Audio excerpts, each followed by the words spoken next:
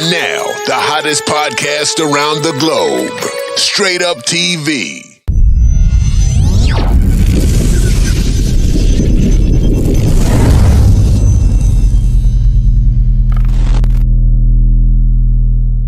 With your host, that dude all-star. What's going on? What's going on, everybody? Welcome to Straight Up TV. Today is 25 November 2022, and we're streaming live from Georgia. Today is an exciting episode. Listen, if it's your first time tuning in, go ahead and hit that like and subscribe button, man. Go ahead and hit it right now, because the content that you're getting today, you cannot get this type of content anywhere else. So go ahead and hit that like and subscribe button. Man, did you see Sling Talk 11? Did you see Sling Talk 12? Did you see 13? Well, today you're going to see Sling Talk 14, and we're star-studded. We got some of the biggest names in the Slingshot game. These people have took time to come on Straight Up TV, and we're going to talk about issues. We're going to give comments. We're going to talk about a lot of things. So, hey, stay tuned, and we're going to give it to you. So right now I want to talk about the sponsor. The sponsor of this episode is Light the Night. You cannot light the night if you do not have Light the Night. Go see Vernon Walker in San Antonio, Texas, man. Light the Night is the only way to light the night. So, all right. So we're going to start with some introductions. And we're going to start with Mr. Elvin Santiago. What up, everybody? You already know Mr. Elvin Santiago from Diamond Design, straight out of Florida, baby.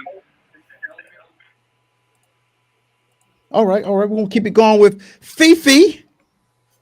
Y'all know it's your girl, Fifi, the owner of Merlot, Fort Worth, Texas, in the house. All right. We're going to keep it going with Papa Smurf. What's going on, fellas? How everybody doing? Charles Bryan, Papa Smurf, aka Papa Smurf, San Antonio, Texas, 210 Slingers. Cool. Welcome. Red Rum.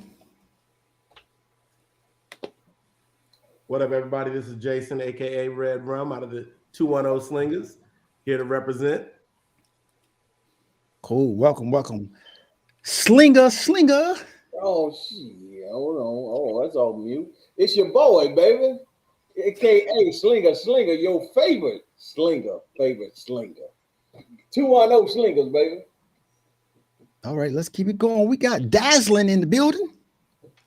Yes, sir. It's your Dazzling Dad. It's your boy, little brother. Standing here with that, representing that SS Sarah Dazzling Daz with Daz Plumbing, baby. Just come on and give us a call when you need a plumber. Gotcha. Welcome. And none other than our special guest, Mr. Vernon Walker, like Mr. Light the Night. Did we forget Sling Queen? We got Sling Queen, man. Go ahead, my God. Did I forget Sling Queen? She down there so quiet. I'm sorry. Sling Queen, introduce yourself. You know the queen is in the house representing the Slingshot sisters, saving the best for the last 210 in the house. All right, welcome, Sling Queen. All right, Vernon Walker, Mr. Light the Night. All right, you got Vernon Walker here from San Antonio, Texas, also from Virginia. Hey, talking for Light the Night, 3-wheel showdown. Everybody out there, y'all get ready. It's about to be on. Dash, y'all didn't tell me y'all was bringing accessories on here. I got some chains. I could have worn my stuff. Let's get this on. I hope y'all ready for a show. Here we go. Yes, sir. Like I said, today's episode is sponsored by Light the Night. So if you want to light the night, make sure you go get Light the Night. All right, so let's get into it. So I want to say welcome, man. I want to say thank you guys for stopping by Straight Up TV. I am your Slingshot YouTube channel, media outlet. So welcome. So let's get it going. I'm going to start off with something simple, and this is Straight Up TV, so you can be as straight up as you want, man. It's just an easy conversation. Just let me know how you feel. Give me your comments, your concerns. Just keep it real. All right. So the first thing we're going to start off real easy. You know what I'm saying? Let's not run. Let's just start off real easy. All right. In 2014, the Polaris Slingshot came about. Most people started buying their Slingshot in 2015.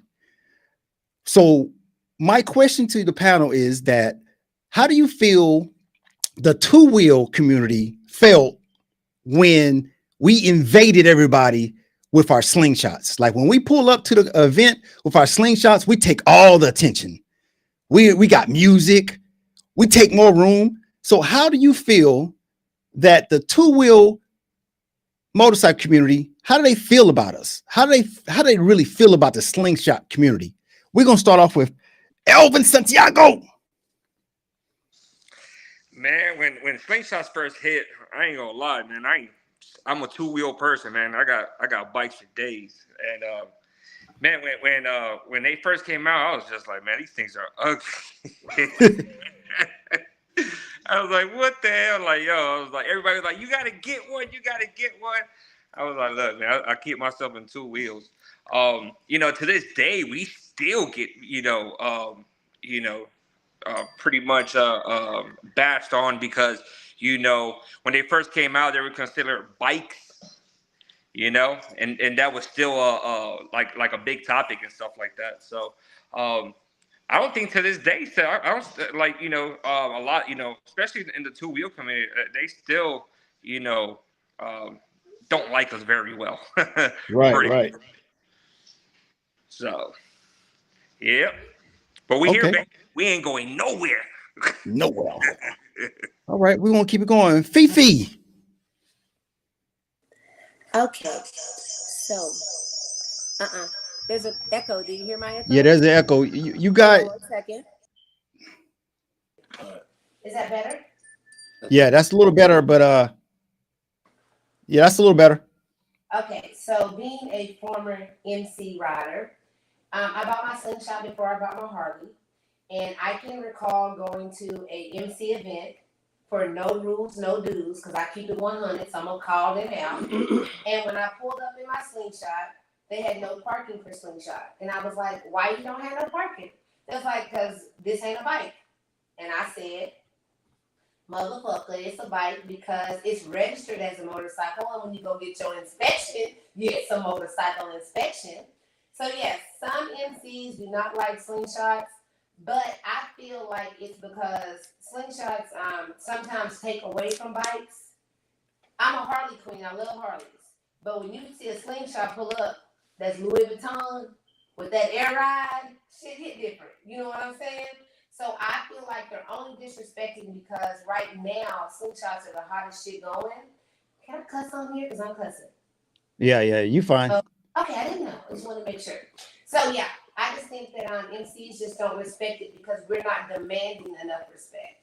Like how the whole Long Star Rally went, we should be just demanding a little more respect because when it comes to registering our bikes and getting our bikes inspected, it's an MC. This is a motorcycle. That's just what that is to me.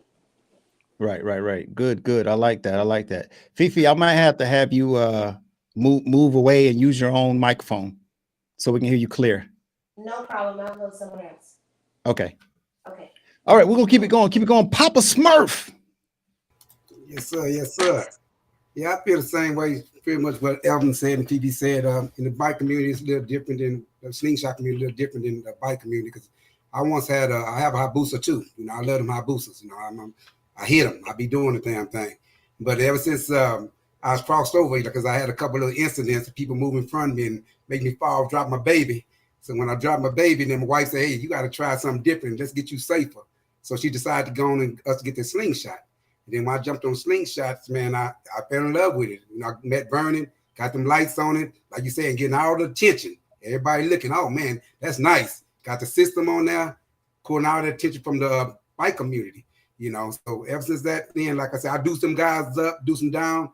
I don't get the same love I once did when I was riding on the motorcycle. So I feel what Elton said and Phoebe said. It's a whole different ball game now. Cool. Sling Queen. Yeah, I'm about the same thing. I think that when we ride, we make a presence when we around them, so they get a little insecure, because our slingshot says a lot about us, about our personalities. So when you see one coming up, with Queen on it and Sling Queen, that's how you represent. Papa Smurf tells a little bit about him, the Spurs, where you from, what you do, what you enjoy, your hobby. So, it's a little tense situation, but we are definitely representing with them. They don't give us enough credit for it, but we are coming along pretty good. Cool. Okay. Red Rum. Yeah, I'll piggyback off of that. Like Papa Smurf, I started on 2 wheels, moved to 3. Getting ready to start another 2-wheel project here. So Vernon and I'll be doing multiple projects together. But no, the MC community, it's hit or miss. Like, I mean, I get a lot of love from them just because I know a lot of them. But overall, I think they haven't accepted the slings the way they should. And as we're building this community and we're taking some of the shine, some of the attention from them, I mean, it's some growing pains. But I got brothers on 2 wheels, brothers on 3 wheels, and sisters as well. So it's getting better day by day, but we still got a long ways to go. Right. I like that. Red Rum. Slinger. Man, I don't know nothing about 2 wheels, dog. I'm them 18 wheels. You know what I'm talking about? 18 wheels all day, man. So, Yeah. I can't even speak on that, man. But, hey, they love us. They hate to give us our shine, but they love them 3 wheels, man. They see us coming. Hey, they definitely see me coming. You know what I'm talking about? Yeah. All right, Dazzling. Yes, sir. I have a 2-wheel just as well, but I wasn't really big into it. The 3-wheel was really my show and shine there. So, but I really don't have too much to say on that or the comparison between. But pretty much what everybody said already, I agree with 100%. But so far, my personal opinion on it, I really don't. I really can't really elaborate on it. But that's what's up. Okay, I like that. Mr. Light the Night.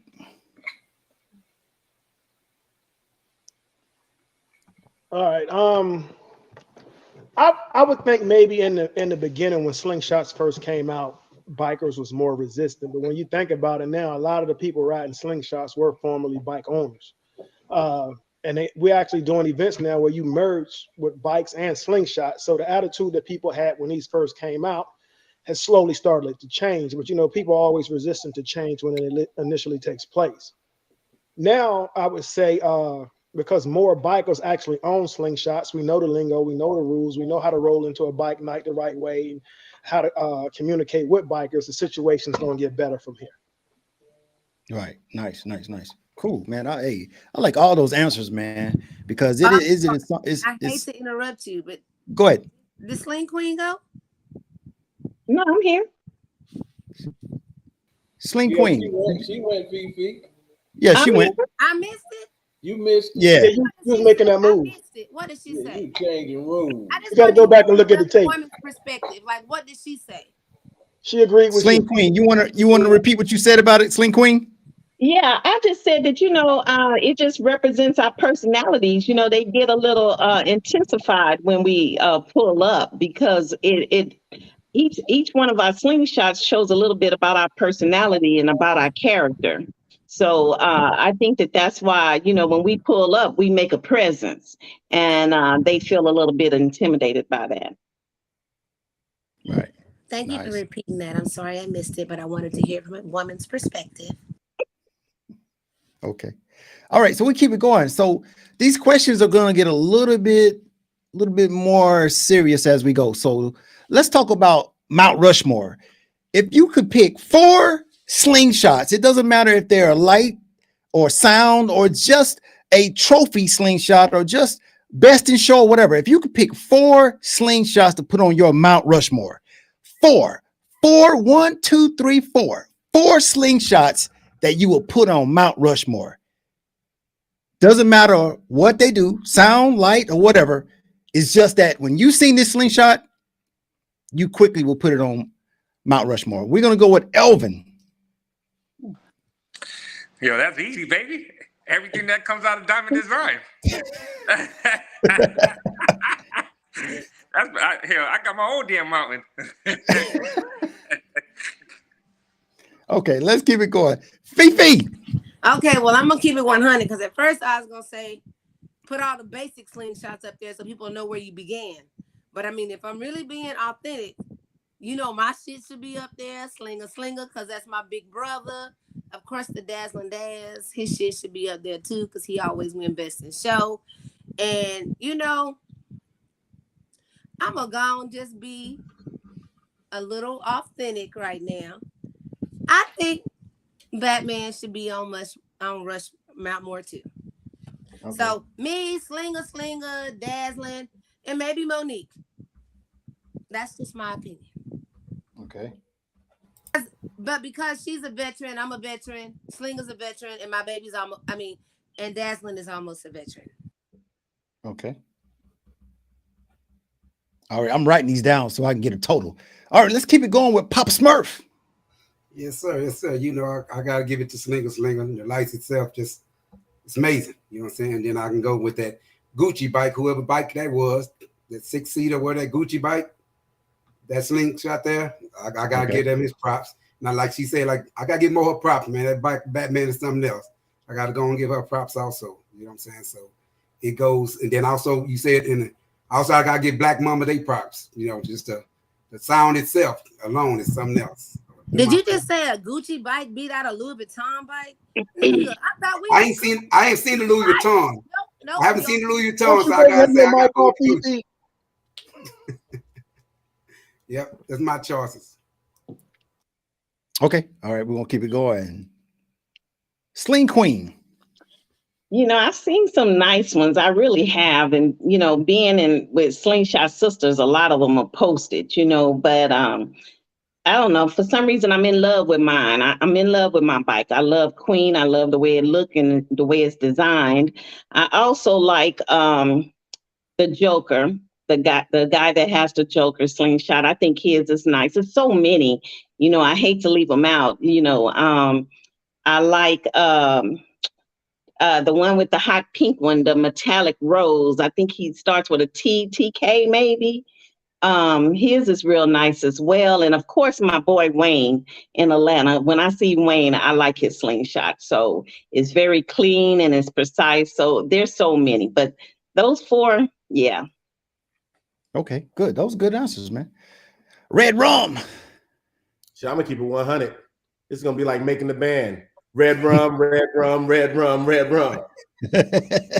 All right. First, I come with stuff often imitated, never duplicated. It's red rum. Come on, Dow. Oh, I ain't disrespecting nobody. I don't want to leave nobody out. Hey, Slinger, where do you get them lights from? Oh. All right, we're gonna go with Slinger. All right. I got my boy. I got my papa. I got Rum. I got Menlo. I like that. And my boy, little brother. You know, I gotta go with Daz. You know, but hey, it's so many. You know, Mamba. I gotta mess with Mamba. You know, shout out to Brian over there. You know, hey, that's my boy over there, Black Mamba. But yeah, you know, Rum time. But you know, it's hard, man. It's hard. You could only pick 4 for Mount Rushmore. That's it, dog. That's it. All right, we're gonna keep it going with Dazzling. What's up, man? I'm gonna do it like this. I'm gonna say 0. Nobody. 0.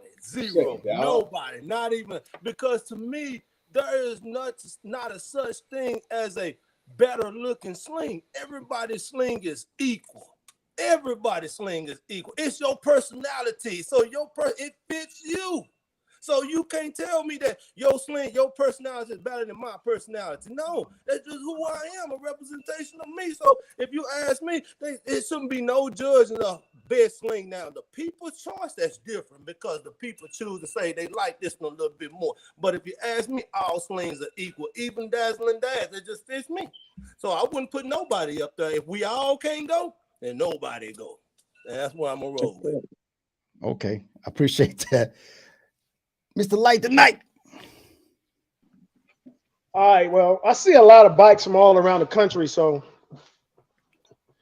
I could name a bike called Zeus, but nobody's seen it but a handful of people in our shop. So but I'm sure it's gonna make everybody's list when we finally release it. But seeing how only me, maybe Sling and Papa, we've seen it. But my actual list first would be Slinger, of course, not just because he's on this panel, but everybody knows Slinger. Slinger bike has not only been good for him, but it's been good for the city of San Antonio, and it's been good for Slingshot lighting across the country. You get a real treat when you see his bike in person. It really takes your breath away. It's definitely a standout bike, and it should probably be on everybody's list. My next bike is one of the first bikes that I ever heard sound-wise that really, honestly, and truly impressed me, and that was the Reaper. A lot of people haven't heard it in person or heard it in when it was at the top of his game, but there was really nothing else like it. The sound that the Reaper produced motivated people to go put sound on their bike. The next bike, of course, would be the Bounty Hunter, because it's the current bike that's doing that for people. When the Bounty Hunter plays, it can change your whole opinion on how Slingshot sound should sound. And the fact that the person running the bike is taking the time to develop strategy in what she's doing. And the next bike, I know some people probably won't understand this, but I really like, not because of the sound overall, is New Shoes. New Shoes is on the New Jersey team, and if you ever looked at the bike in the daytime, the person that designed the sound system actually improved the look of the bike with the speakers. There's some people that can just put speakers all over a bike and it doesn't enhance the bike. But I really like the look that New Shoes has with his bike. So I would put that on there for that reason. If you ever see him pulling the show, you're impressed with the bike before he even turns the sound on. Right. Nice. Nice. I actually seen that New Shoes this weekend. He has I actually told him that. I actually told New Shoes. I said, bro, I like that. I really do like that right there. And Vernon, it was dark. It was dark, but I could tell. I could tell. All right. So let's keep it going. So like I said, my questions going to get a little bit more harder as we go. So let's talk about we're going to talk about Slingshot events, right? Let's talk about Slingshot events. We all Slingshotters, we all Slingshot owners, we all always go to this event, that event. Sometimes we travel 2 hours, sometimes we travel 6 hours, sometimes we travel more than 10 hours to get to an event. So, we love to go to Slingshot's event. Show your Slingshot off. We just love it. So I want to know from you guys, what, in your opinion, makes a Slingshot event a good event? Like, what do you want to see? So let me name some things. Do you just want to see food trucks, a night ride, the sound competition, the light competition? Do you just want to get in free? All right. So tell me in your own words, man. We have a ton of people watching right now. So let's just talk about this. Be honest with me. When you go to a Slingshot event, no matter if you're driving 3 hours, 5 hours, 10 hours, what makes a Slingshot event a good event? So we're gonna start off with Mr. Elvin. Oh, that's easy right there. It's the community, bro. Like, the atmosphere is the people that go there. Like, I've traveled damn near all across the United States, going to events and different platforms and stuff like that. And when you get to these events, it's like seeing everybody is just like, everybody's cutting up, everybody's having a great old time. Like, it's the community, man, to me. Of course, when you have an organized event, and it's like there's a lot of things to do, everybody's just having a great time. So to me, it's just the community, man. Okay, cool. We're gonna keep it going with Fifi. Okay, so I'm gonna be authentic because that's the only way I know how to be. I think sometimes that the sound competition is overrated and you guys make the whole event about sound. To me, Slingshots are about customization, making the Slingshot their own. So sometimes, like, when the same person wins the sound competition over and over and over again, I think the judges should start walking by and just saying, hey, I want you, y'all battling. But the thing that's the most important to me for Slingshot competition is always going to be best paint, because that's what I like to win. And I always win best paint. But I just think that they should do things a little bit different, because I love Alvin. Elvin, man, he show up, shit be different, music hit different, whatever. But when we want to see other people win, so choose other people. If they're not paying to be in the event, because I don't know if they're paying to be in the event, but if you're paying to be in the event, cool. But I get tired of seeing the same people winning. I would just rather see the newbies win sometime, because it just makes more people want to customize their slingshots even more. It's more about customization for me. Making the slingshot your own and then showing it to the world, so we'd be like, damn, they did that. Not about all that other stuff. Just my opinion. Nice. Papa Smurf. Yes, sir. Like my main thing, like saying, like kind of piggyback on what Eldon said, just the community, man. Everybody coming together, having fun, enjoying themselves, everybody laughing, everybody joking, and you finally get to meet some of the guys that you ain't seen before, or you seeing them on your Facebook tab, your Instagram, or whatever, and you finally see them in person, see how laid back they are, how down to earth they is. You might thought at first they all cocky, they think they all this and that, but now the community going there just enjoying ourselves. I love the light show, I love the music show, and also the sound. But like the main thing is like me just getting together with everybody, get to know each other, and just what I got my sling to do is have fun. So I'd like to see everybody enjoying themselves. Okay, nice. Sling Queen. Yeah, piggybacking off of that, it's like a big family reunion, everybody coming together. You haven't seen people from Houston and Dallas and Atlanta or whatever in a while. So you come together and you laugh, you talk, you make everlasting memories, and that's what it's about. Hopefully everybody can get along with no strife, and you support the people that's participating in all these competitions, no matter who they are. You support them anyway and love on them and cheer them on. So that's what it's about, just family love. Great answer. Red Room. Yeah, for me, it's community, but seeing all the slings, what people have done, how they've customized, seeing the system, seeing the lights, just running into some old faces you haven't seen. I travel all across this country, so I'm running into people, meeting with people, having lunches, dinners. So it's just rekindling those relationships and growing new bonds. That's what it's all about for me. It's just seeing all the different ideas that people come up with. Like, oh, I thought about it, but that person executed it. Like that, it's really bringing that all to light and seeing how it is and see how the game grows year over year. Got it. That's nice. Slinger. My thing is, man, switching it up, like Three Wheel Showdown, we tired of these lawn chairs events, just keep it at 100. People just sitting in lawn chairs, yapping it up, talking about folks, stuff like that. And then going out the country, meeting out the country, out the different state, meeting new folks. That's my thing, going out the state, meeting different folks. I'm tired of seeing all these folks from Texas. I done seen y'all mugs too much, you know what I'm talking about? But it's all love, man. It's, seeing people you ain't seen in a while for months, getting to chop it up again with them and, just showing love to each other. What I love to see, the light game. Yeah. Hey. That's what I love, the light game. Just seeing different bikes with different designs, because, we done came a long way with them lights, man.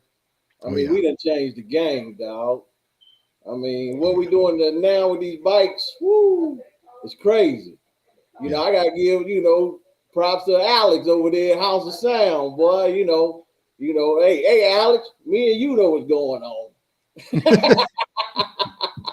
You and I know what's going on, Alex. You know what I'm saying? Hey, you come from Slinger, man. But that's it, man. Hey, just showing love to each other, when we see each other. It's like that. Okay, appreciate it. Dazzling. Yes, sir. My idea and what I've been noticing on some of these events is the same old thing. You got sounds take up all day. You have lights. Really be honest with you. The sound is great to your ear depending on that day. The lights, how much money you want to put into it. But see, what I feel like that's what's left behind is the best of the looks and the best of what somebody actually they did with their physical hands, actually got in there and do it and brought some new ideas to the bike. And see, that's what I think that, but they throw that on the events, they put that at the last of it. Like, it's just, we need to bring that to the beginning because that's actually what get the crowd going. Everybody wants to see that. Everybody wants to see the special bikes. Everybody wants to see the special things, not on the last day of Sunday and everybody already gone home. You know, we want to come and see. We want more. That's how you get involved. And what changes that is we need to add a different category instead of the same old things with the sounds and the lights and then the looks. Man, what about presentation? Now you talking about presentation. You talking about you not just actually you fixing up the surroundings of your bike. When you start doing things like that, you get your wife involved. When you get your wife involved, you get your children involved. Now you have family members that want to come out and say the Williams family won this, the Smith family won this time. So most start drawing in people. But you want to spend all that money on your bike when only so much to do with the bikes. But the presentation is a different idea. It's the idea. You can't buy that. You can't spend more money for an idea, something that somebody thought of. You say, damn, that's a great idea. And some of the stuff that they bring on, you know, it like I said, but that's what I think that needs to be changed. Is to get away from the same old thing that we've been running for the last 2015. I understand that it's getting better and better, but if you notice, the events are starting to get smaller and smaller. And everybody's getting smaller and smaller, so now it's not as big as it used to be because it's the same thing. Everybody rather go ride than to be at the events, but we need to start drawing it in by bringing, by like I said, one of the things that we can do is start paying attention to what the people want, and the people want to see specialized bikes and good-looking bikes. Yeah, but that's my nice, bro. Nice. Love. Mr. Light the Night. Man, what was the original question again? The question was, Mr. Light the Night, the question was, you know, we got these slingshots and we drive 5 hours, 6 hours, 8 hours. Sometimes you drive 10 hours to go to an event. So you want to go to the best event. So we want to know what must a event have for you to be considering that, you know what, I went to a good event. Like food trucks, live music, DJs, free admission, 1 day, 2 day, 3 day event, you know, trophies, belts. What must you have? So at the end of the 3 days, you say, you know what, that was a good event. You have to have, in some aspect, you got to have all of it. You got to have trophies, belts, money. You got to have porta potties, food. You got to have security. It's no one thing. You got to have some combination of all of it, and you have to put it together in a way that everyone seemingly wins when they come to the event. You got to have something so that when a person comes from the light show, that show is run well enough and serious enough that he takes it serious and the event takes it serious. So he wins. You got to run the sound show serious enough so that the individuals in the sound contest feel like you take it serious enough and they take it serious enough and they win. For instance, when you bring a person to a sound contest, you want to make sure you got it organized, have a board where you can see the bracket. You can pull everybody through so the show doesn't take 6-7 hours. I think we get our show down now to maybe 4 or 5 hours. We started at 2. Most of the time by 6 or 7, we're done. And most importantly, man, you got to make sure you cater to your vendors at the same time that you cater to your people that come to the event, because if you can't get vendors to come to your event, the events usually don't go that well either. So you have to figure a way so that everyone in your demographic can win. Some rallies is going to be a hit and some rallies is going to be a miss. Like what Daz is saying, what he's saying is a great idea, but when you think it all the way out, how do you judge a bike on how it looks? At some point, it's going to come down to people's choice. And that's people's choice. It's never going to be the right bike. It's going to be the person that bought the most friends. So you're just wasting your time with that. There's no need to go reinvent the wheel on things we already learned. If you're in a big group, everybody in your group is going to vote for your bike, even if there is another bike there better. We're bikers here. Everybody knows in the bike community, you vote for the people in your bike group. Then when you get back to the clubhouse, you might say, yo, boy, boy, bike really did beat your shit. But I went ahead and put that chip in the box for you, because we got to represent. Well, So you can do that. You can do that on voting on how they doing it now. But what that does, what I'm speaking of that will take place is that it changes the game of it. Now I understand, but how many friends can you bring to say, I never seen nobody really have 100 friends or 200 or 50 friends that ride with them and vote for their bike. But Yeah, I but mean, I'm not saying the judge know. What I'm trying to do is say how we're gonna change some of the events. Just no, for an example, like one of the things that you did. Now, one of your events, you paid attention to how the controlling other than how many lights you have. Because if right. I don't have enough money to buy all them lights, but I'm always gonna be at the bottom, but I know how to control the hell out of it. You know what I mean? So that changes the game. When I'm saying on something like that, it would need to be implemented on other things that we already have, and that things that we have not done. So that's what I'm speaking of. Yeah, if we can devise a way to make it fair, because I don't want to waste people's time or energy with a person coming into an event, and it's never 100 votes. Think about on the people's choice. We're lucky if 10 or 15 people turn the slips in. So if Can you I? got a bike crew that comes out there and it's 25 deep, you're gonna win because all 25 of them are gonna vote for you. Can Well, I? then the next time, then that person that's crying need to bring more friends to the event.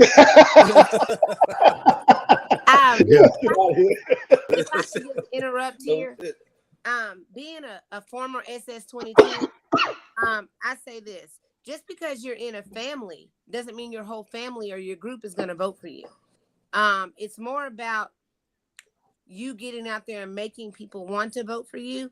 But the reason I'm for the fan favorite and the people voting, because we all know Fifi gonna walk around and ask everybody, vote for me.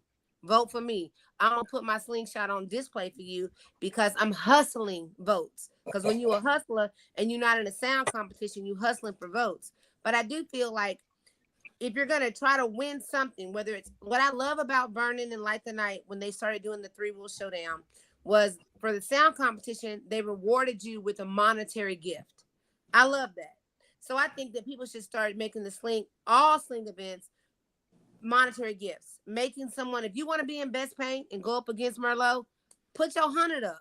And then whoever wins, we win the pot, or we win 50% of the pot, and whoever's hosting the event wins the other 50. But I feel that it's not even about the group you're in, because there's a lot of people that I'm no longer.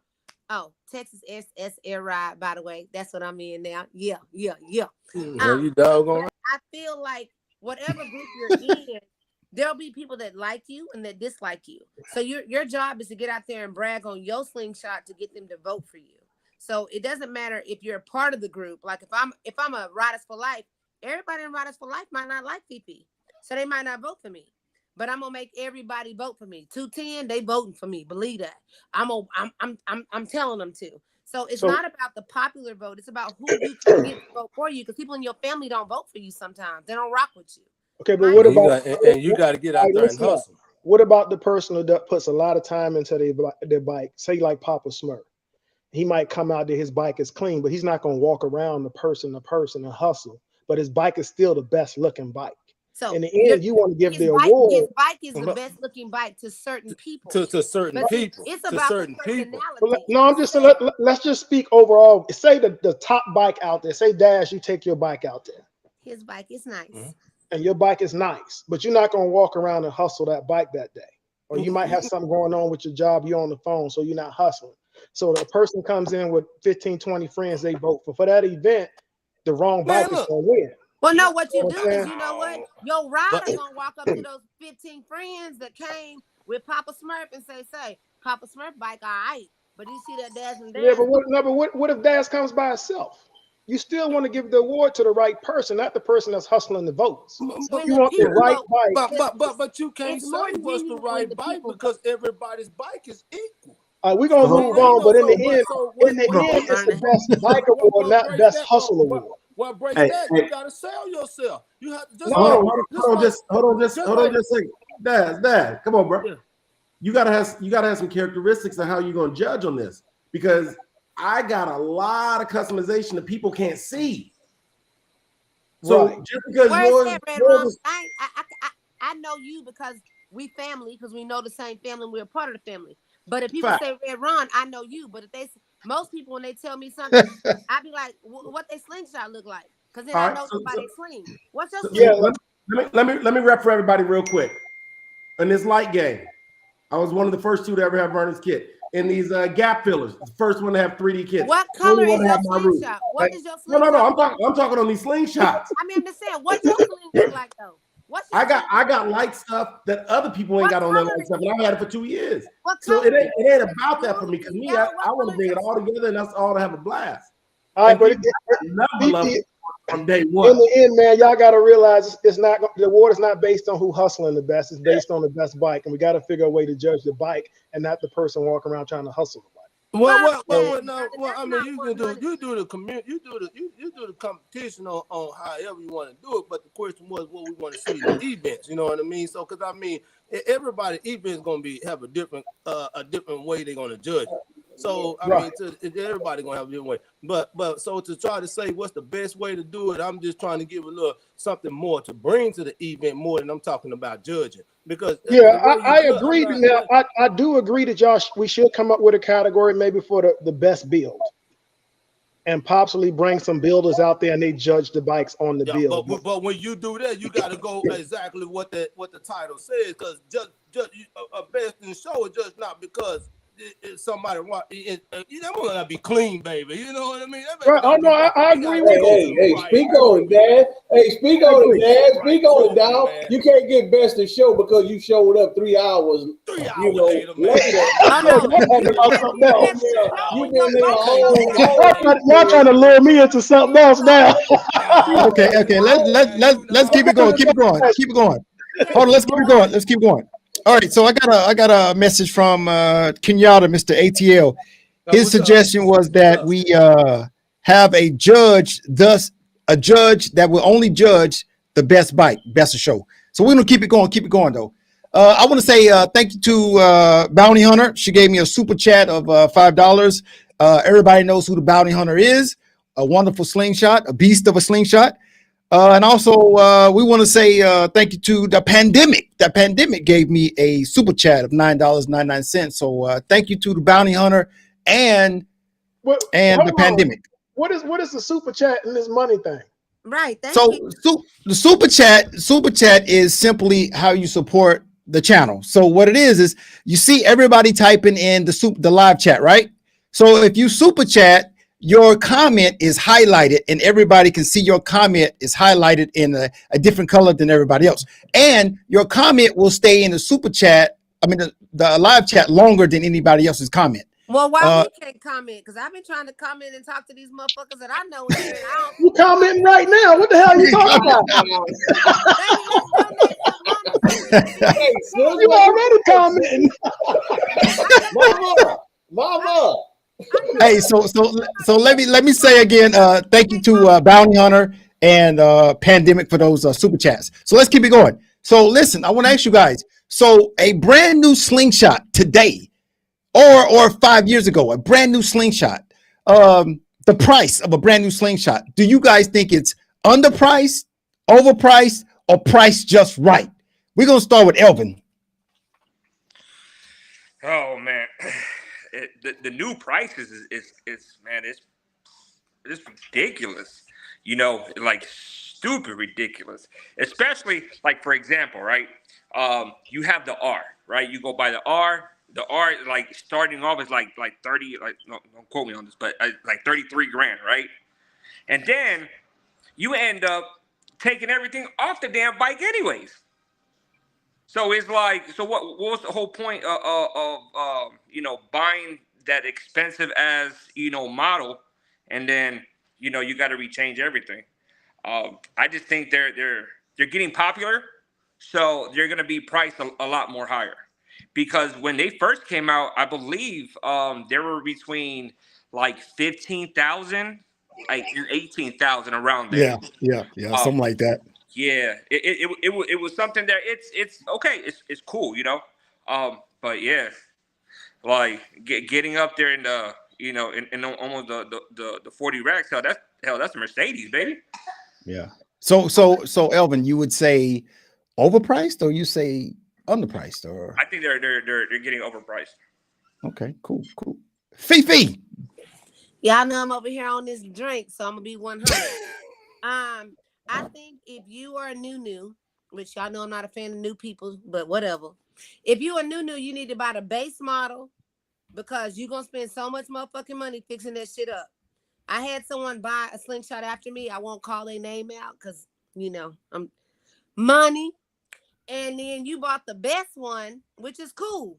But then when you put all your extra accessories in there, now you didn't got fucked over because you should have bought the motherfucking other model so you could put all your shit in. You know what I'm saying? Like, we know I'm the best paint queen. So I bought the not the base model. What's the next model? The SL? I bought the SL model that was a limited edition, and then I went ahead and customized mine. But if you're new to this game, I recommend you buying the basic model because you're going to spend so much money on rims, paint, music. So, but they are very overpriced now, to me. Very overpriced. If it was time for me to buy a new one, I would not.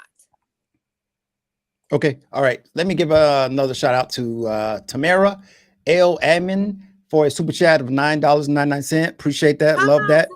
Say, Devin Marine. All-Star, how you gonna butcher my last name, All-Star? Come on, man. It's Elamine, man. Hey, mean. Elamine, Hey, man. hey, me, my bad, man. Elamine. All right. And also Devin Marin, $9. He says, like the night, Maryland. And Rogella Wallace, Disturbing in Peace. Rogelio and Devin Marine. Yes, sir. Yes, sir. All right, let's keep it going. Papa Smurf. Yes, sir. I'm piggyback out for Elvin and Phoebe. I bought my Slingshot in 2019. This is 2018. I spent like 28 grand and for it. But then me adding all the custom to it, from the system to the lights and everything else, that was another 10, 15 racks off the tip.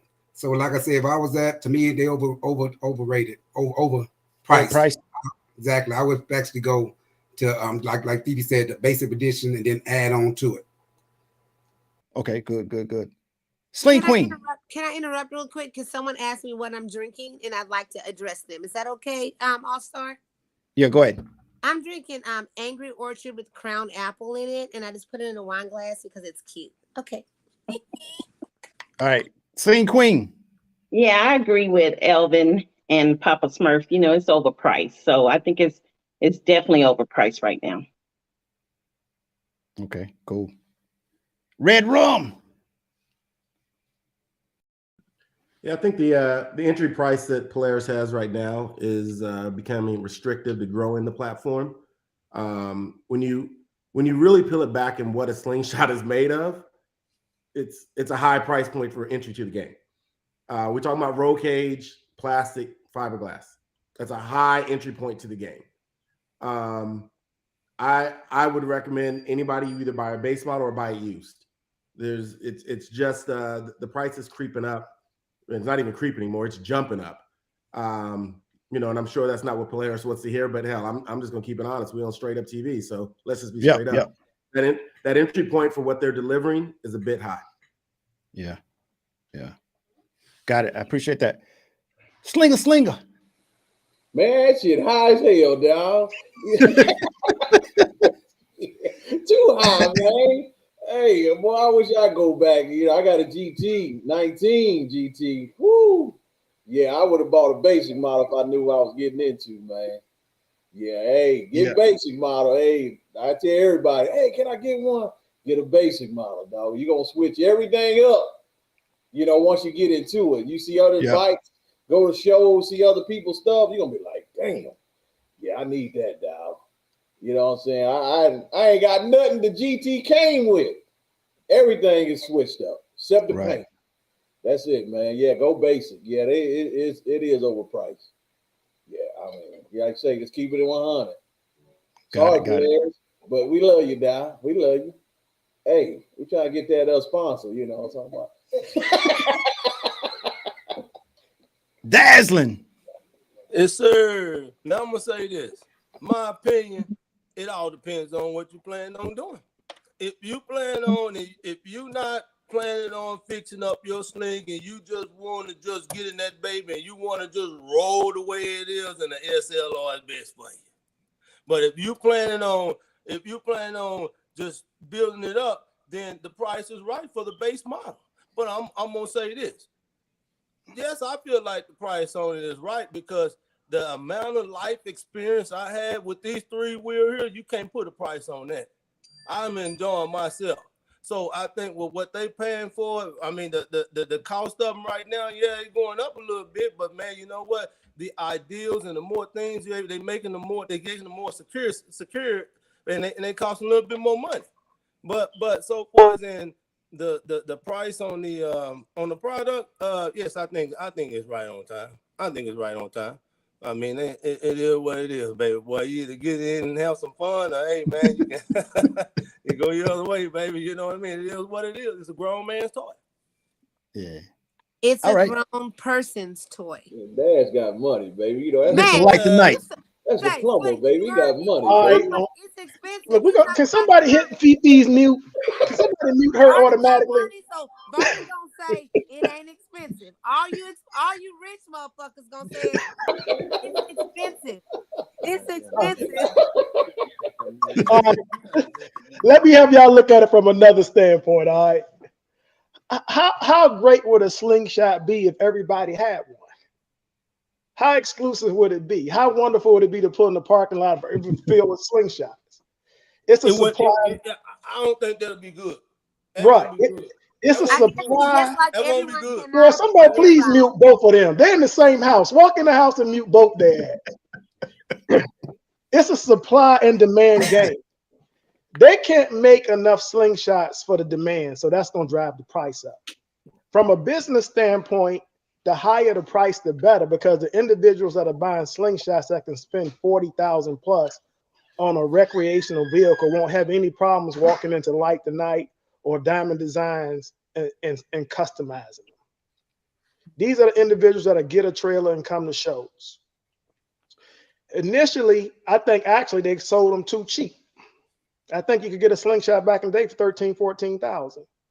It hasn't changed enough to justify the $40,000 price, I think. I don't think that they've improved on them enough for them to be 40 grand. What's driving the price now is everybody want one. Mm-hmm. So as long as everybody want one and there's limited supply, the price is going to go up. But because everybody doesn't have one, when Daz and Fifi and everybody rolls in with one, you steal the show. There you go, baby boy. God damn it, give it to us. Well, I'm gonna go to Freedom Power Sports tomorrow and stand in their store and say, if you want Light the Night, buy the base model because you high. Now she right. If like also what Dad says, you have to know what you're gonna do with the bike before you buy it. If you know you're gonna customize it, then get the base model. But you also know if you're a person who's not gonna run around and get stereo and get lights and get wheels, then go and get you an R. Right. So you can roll out nice the way it is. Okay. All right. All right. Hey man, all you guys' answers was phenomenal, man. Great answers, man. I appreciate you guys speaking from the heart, how you felt, man. So at this point, we're gonna turn it over to you guys, and each panel member will get to address the group with a question, a comment, or statement, or whatever you want to do. So we're gonna start with Mr. Elvin Santiago.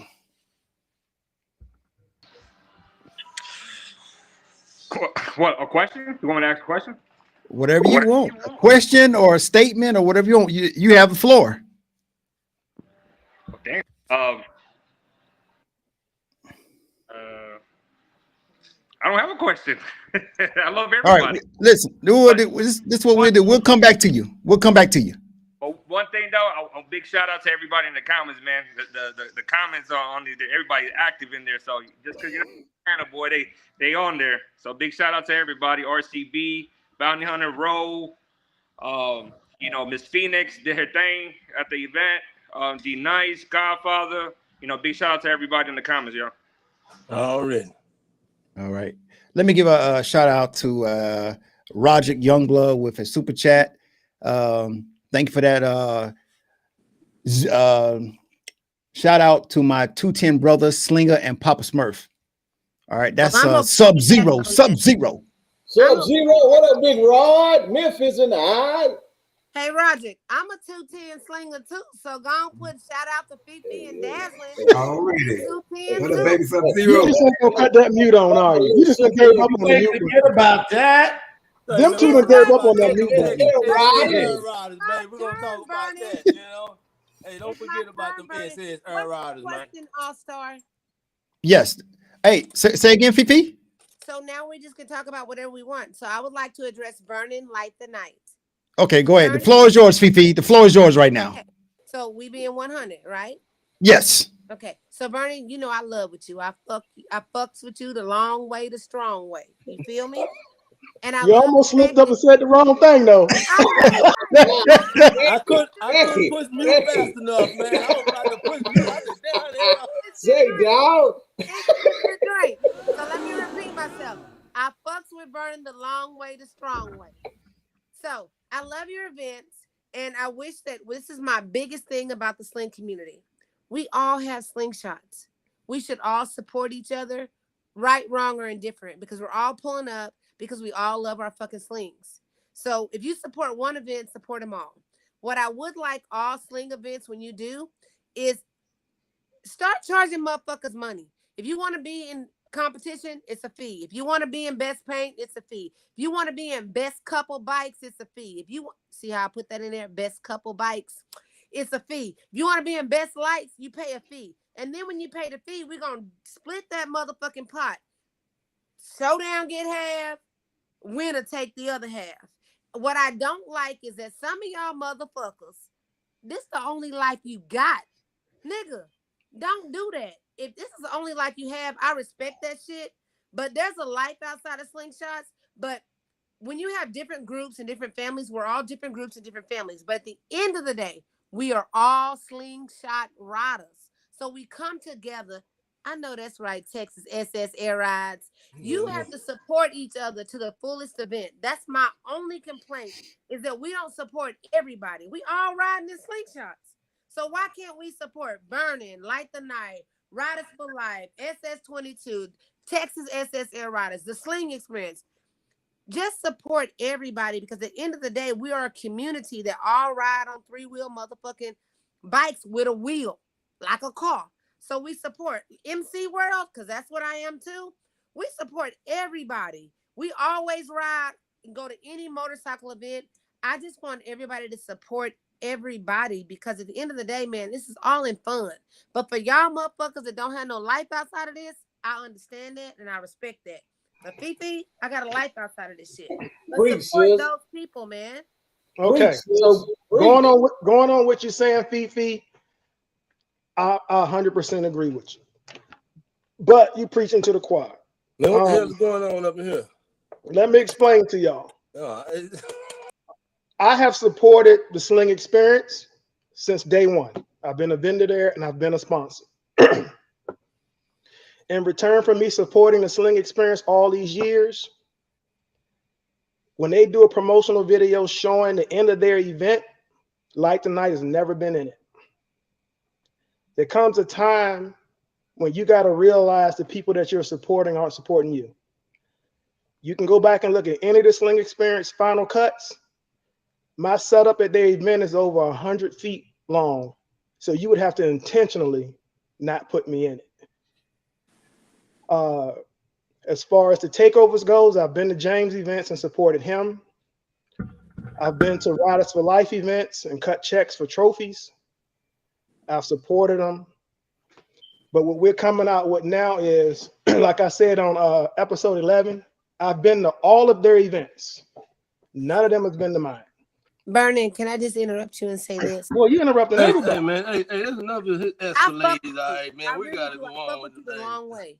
But you know, there is sometimes where there's people that are haters and people that are not.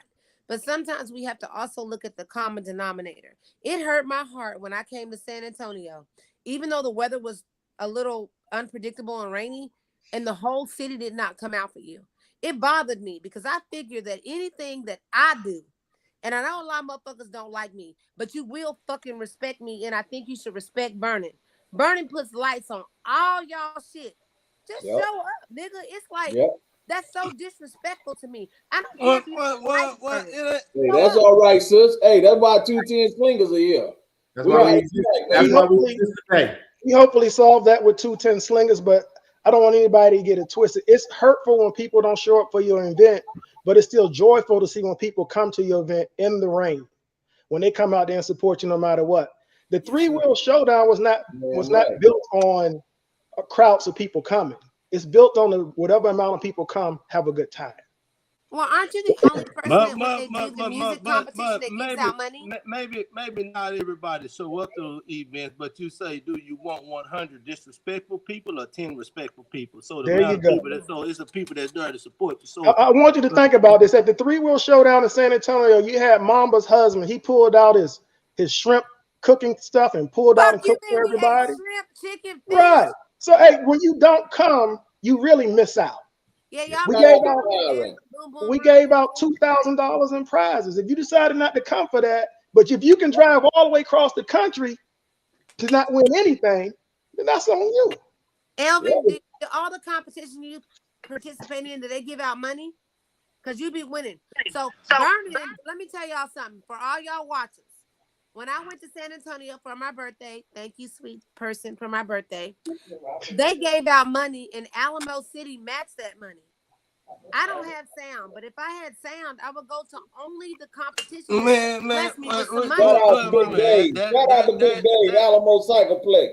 But that young dude took advantage of it. Slinger, you off the chain, man. Who was that? That's the Wilson. Wilson took advantage of it, and then I heard some people trying to knock them. But dude, them I don't care what you think. Hey, man, Wilson a problem, man. Wilson a problem to that sound game. Oh really? He's a problem. Yeah, he's a problem, dog. Hey, he's a problem. The rules for that boy, man. Like him. Hey, man. Hey, come on, son. Hey, boy. Hey, King Kong. Can we mute all three of their ass? So I can finish answering the question. Hey, Fifi, hold on, Fifi. Hold on, Slinger. Go ahead, Vernon, so we can keep moving, man. So back on what you're saying, look, I appreciate the ones that come out, and I appreciate the haters for staying away. Man, that's just being real. That's real tough. We give a true event. Yeah. I spend money on bands. We spend money on the prizes. We spend money on everything. The movie theater gave a discount. We had bands there. I don't need people who hate me enjoying my money anyway. Don't come. It's that simple. Shout out to motherfucking Vernon because he's the only person. That's it, dog. Vernon, start giving away money for best friend. My next event in Texas, just for you, we're gonna give out money for best paint. If you don't win, I don't want to hear your mouth. I'm winning. You ain't gonna win. But I want to talk about this. It's free to talk, so I'm gonna talk. I understand Vern Mighty Man and Fifi. Yeah, that's always good. Let's keep it moving. But check this out. What I want to talk about is all the when I came in and I came in 2019. All right, yeah, I'm gonna explain. I came in 2019. When I came in 2019, it looked like this atmosphere was fun. That atmosphere seemed like it was, boy, that joker had me rocking. Man, they having a good old time. But as those months on my end coming in, they start changing. And they start changing, man. It was like, dude, hold on. These dope Crips and the Bloods out here, man. These dogs out here thugging, man. They thugging hard. New York fuck after gonna say some shit there, Slinger. Hey, let me comment on what he said real quick. The problem with that is in the Slingshot community, you got a lot of groups. And a lot of people in the groups are picking up the opinion of members of the group. You got a president who doesn't like something or doesn't want to support something, then the members of the group don't like it or support it. My advice to y'all would be if you're in a group that's doing that where a president will call you and tell you not to go to an event or not to support something, get your ass out that group. Because when you bought that Slingshot, that president wasn't there with you. And when you make them payments, his name ain't on them checks. When you bought your Slingshot, you want to go out to stuff. And I'm sure you want to go out to events outside of your own and see the same people over and over at the same shows. So you should have the freedom when you in the group to go represent your group at other people's events. Yeah. So All if right, you got all a right, all right, all right. president Let's or keep. member of your group stopping you from going, get out that group and go do some real shit. All right, let's keep it going. Papa Smurf, the floor is yours, sir, for a question to the group statement. The floor is yours, Papa Smurf. Yes, sir. Yes, sir. And like I said, I love the way when I bought my slingshot. I bought to have fun. I'm a newbie, kind of like Dazzling. He started in 2019. I ain't getting into a show until like 2021. My first show was in Texas, not Texas City, but Texas Experience, the spring sneak experience. And I have a nice time, man. I enjoyed watching the people and all the folks, what's going on there. I had questions about how the sling game go, dealing with the lights, dealing with the sound. And one question I had, I'm pretty sure Elvin can answer this for me. It's like the quality of sound. My bike is not super loud, but it's okay. But I have good quality sound. How do it speculate to the difference between the quality of sound and more speakers you have, or how loud it is? I want to know, like, the quality of sound. How far did that take you before they go to the part of the actual sounding? Like, it's loud, so everybody go for the loudness, not go for the quality of the sound. Okay, we'll start with Elvin. All right, so yeah, start in with him. Go ahead, Elvin. what much pretty much? Yes. The question was just like the quality of sound, like I said, as I'll make sure I'm okay. Quality of sound, like some jokers, they have a same amount of speakers I got, but they're louder. But my quality, I have same amount of speakers they got, but my quality sounds a little better. So I'm wondering, like, what's the difference between the two when you start judging and find out what's the best sound or is the best loudness or whatever? I'm sure Jason can help me out on this also. Yeah, that would actually come down to basically your bike and who's your tuner and what are you building the bike. Like, for example, just coming out of Diamond Design, I got multiple middle bikes, right?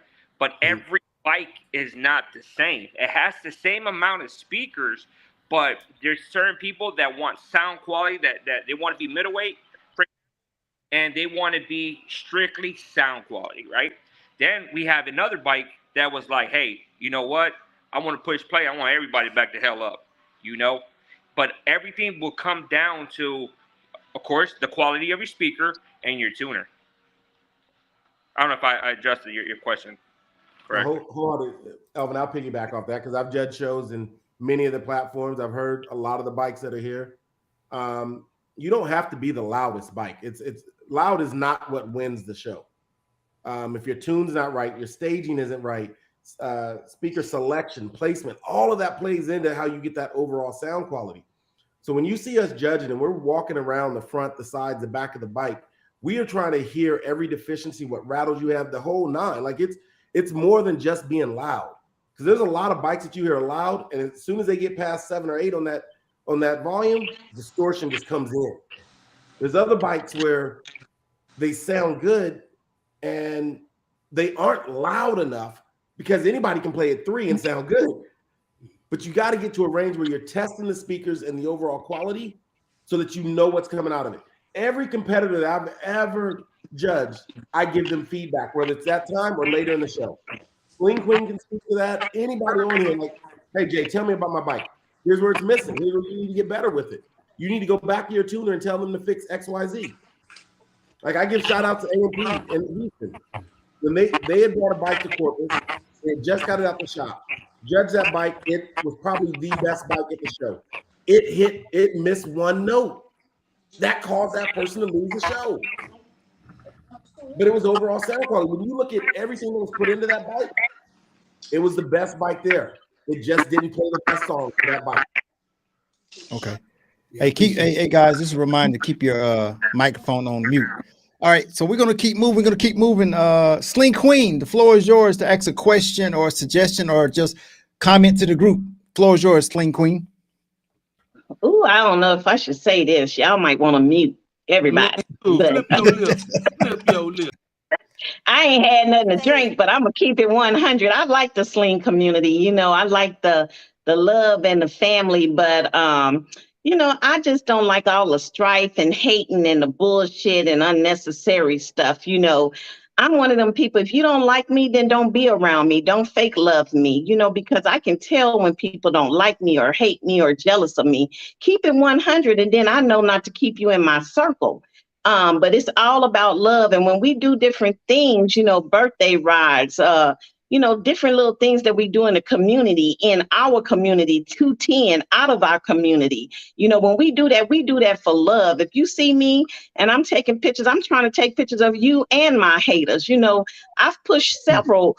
I supported several people that really they hate me right now. I supported you only for you not to even come to my face and tell me that you was talking behind my back. But here's the thing. I personally keep God first, and I have to, be with myself at night and sleep by myself. So I know if I hurt somebody, I have to deal with that, and I have to answer for that. And I'm always the quickest person to say, hey, let's stop the beef. I want to be the bigger person. Let's move on. But when you show me that you ain't trying, that's another picture. 210 is different. We got a lot of creative people here. We got Slinger who represent the Spurs, and he wins a lot of competitions, and I'm proud about that. Papa Smurfton stepped up. We got Zarate Still Works that's doing his thing down here in San Antonio, Texas. And then we got the main man down here that's doing things with Light the Night. Of course, I done reached over 2,500 women with Slingshot Sisters. So we here in 210, we making a difference. But the thing about us is we trying to spread the love, in every other city. And so in order to do that, we might have to push some blockers and haters away, because we can't grow as a Slingshot community and be down bashing other people in other states. It don't work like that. You either win together or you fall together. I fucking love you. I don't know if we're Facebook friends. I'm going to delete somebody so I can add you because you just kept it one motherfucking 100. And I'm a 210 motherfucker, even though I live in an 817. You 817. I will drive to San Antonio to support Vernon, Slinger, 210, whatever it is. I need you to add me right now. That's F-E. Baby, we friends, baby. We are friends already. 2 queens on this podcast. I'll start. You chose the right bitches. Believe you me. 100. Listen, it ain't nothing but love. It ain't nothing but love. And whatever we do, we work hard. We put a lot of hard work into our slings. When we do events, we put a lot of hard work into that. Vernon puts a lot of hard work into his bikes and his work. People put work into I've been where people try to talk about other people that I know, and I immediately shut them down. Immediately. I'm like, why don't you go to that person and tell that person that? Don't tell me. So my suggestion is if you got something wrong, man, we're getting ready to enter a whole new year, 2023. It's time to make it right. It's time to make it right. We just want to take a moment to applaud her for that 100 authenticness. And thanks for doing my new lights, Vernon. I really appreciate it. I love them so much. And thank you to my sweet friend for... I know that's you, Amar, with that damn clapping. I'm gonna touch on what Sling Queen said real quick. I think Kenyatta is on here listening. Kenyatta and I had a discussion Sunday about what we could do to try to start fixing the Slingshot community, and he said something that really stuck with me. He said in the Slingshot community, we like to live the lie, and we do. We like to tell a person great job on social media and then get in our little groups and talk about all the shit that was really wrong. A person, say for instance, if I'm holding an event and there's something that I can do to make it better, don't go on Facebook and tell me you love the event and then talk about the one thing I could have did to make it better. Pick up the phone or put in the comments, hey, you really should have done this. You really should have done that. It's only a handful of us out here taking the time to try to give you events, whether they're good events or bad events, they're still trying. The problem is when we're not doing something right, we need to be told. Now, if we don't listen after we tell you, then don't go to the event because they're not trying to improve it. But if you got, whether it's Riders for Life, if it's the takeovers, if it's Houston, the Sling Experience, or all these other individuals. I know Roger just had an event, man, had a good job. You got to go to them people and say, hey, you got 800 people here. We want to do more than sit in the parking lot. What hey, can I got something to say when you finish that. Go ahead. Or hey, it would be really nice if you give up some cash or something. You know, it'd be nice if you have a LED contest that you've actually judged the bikes. These are, people call me like I'm gonna be their spokesman. And I tell people there comes a time for y'all to start speaking for yourself. If you don't like something at an event, don't call me to try to get me to speak up for you. Go on social media and speak for yourself like Daz did here earlier. Somebody has an event, my phone is blowing up that whole weekend about what they don't like and da-da-da-da and blah, blah, blah, blah. Tell a person. Tell the 4 or 5 people out here trying to hustle and do these events for you that, hey, we really would rather have it this way. Hey, we would rather have a band. Like my group just told me, you know, some stuff. My board, they just told me some stuff, you know. But I know you got way more to say, but just let me because this is really it's been since I've been in the Sling community. This been bothering me. No one wants to take ideas from a new member. They think that the only see the way I look at it, the Sling community have all these different groups, but in reality, it's only 2 groups. You got your old slingers and your new slingers. All right. And really be honest with you. That 5 years in your old slingers. Well, what the problem is, the old slingers will not listen or try to open the doors for the new slingers to come in with great ideas. Because I have great ideas, but they only listen to the ones that's always been there from 2015 and on, you know, and 2018, 2016. They won't listen, but in order for you, if you say bring these ideas, they won't listen to us.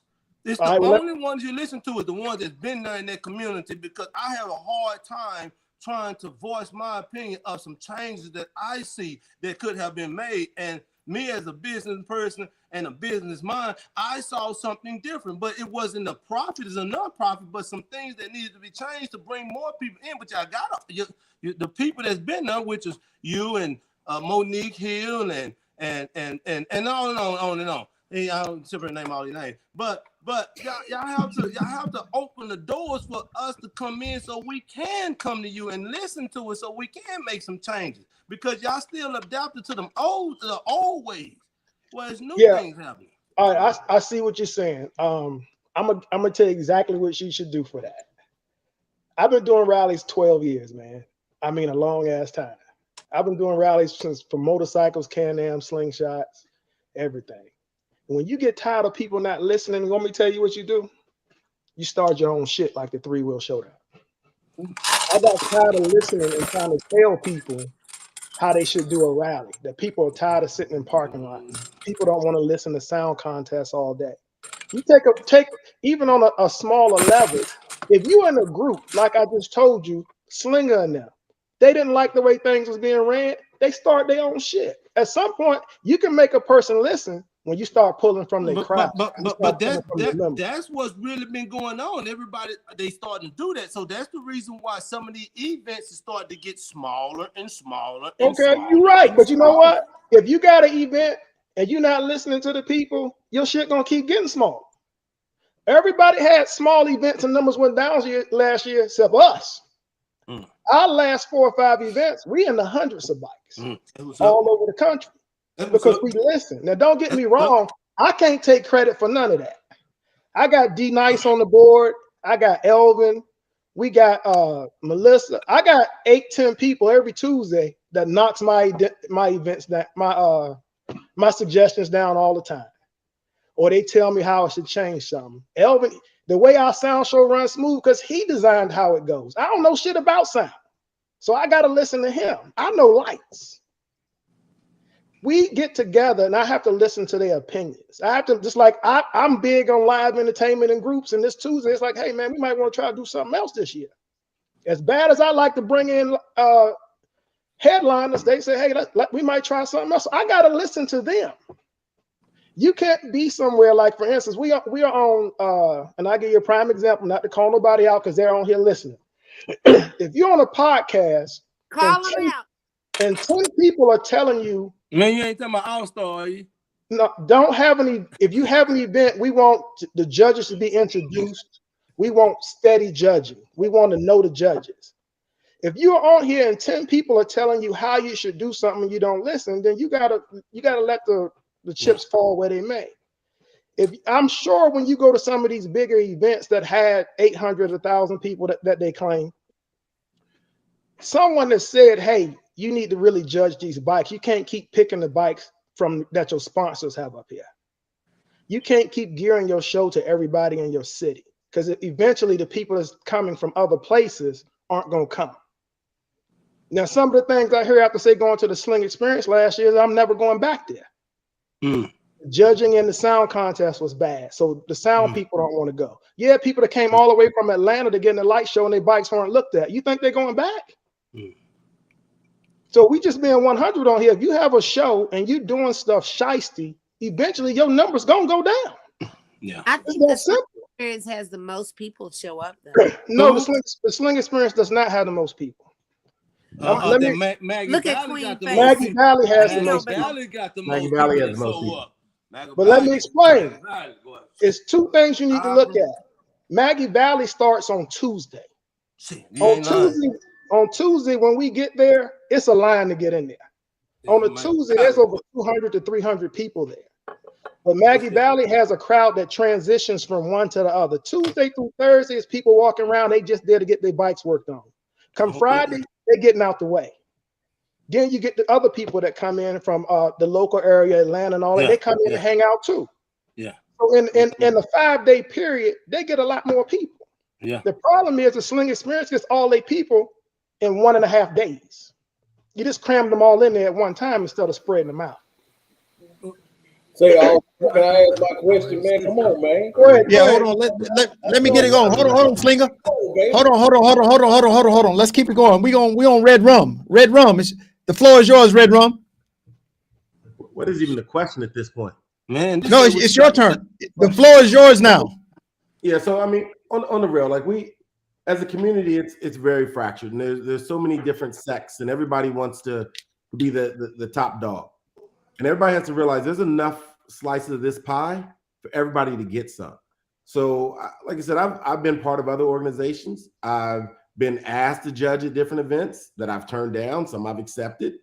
You know, when it comes to this sound thing, Elvin will tell you, I started discussing rule changes 2 years ago. I reached out to James McCrae and Smitty, Elvin, Kenyatta, people all across the country about, hey, we got some gaps in these classes and how these rules are and how some things should change.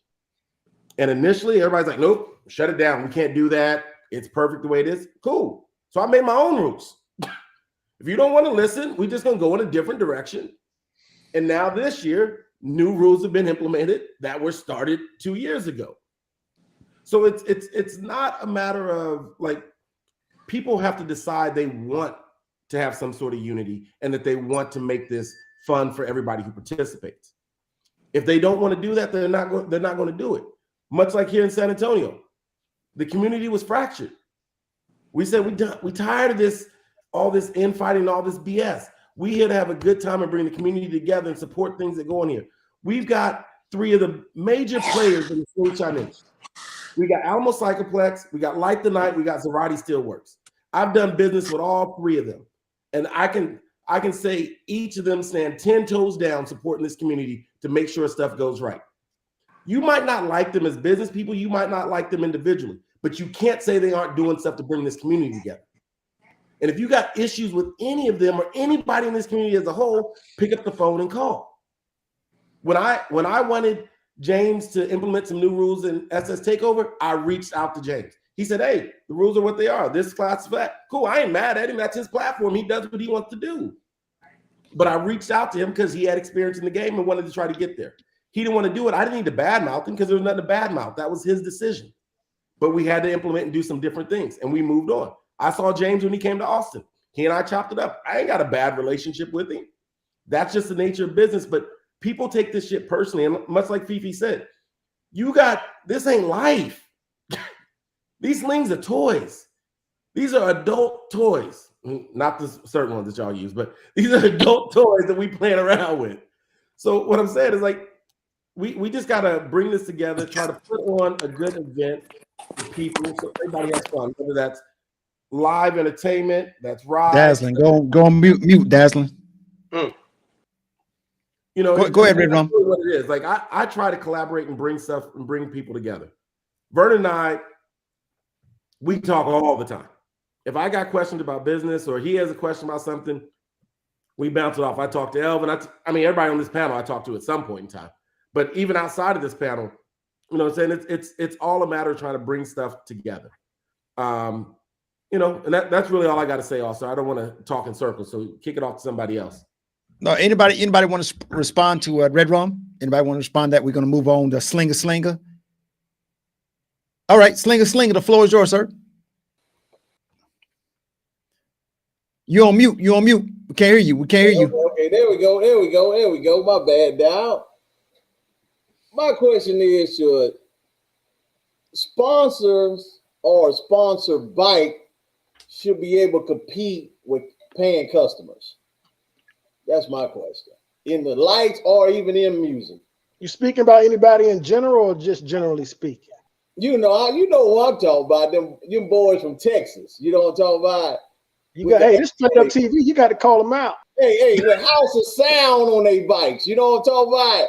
Hey, should they be able to compete with paying customers?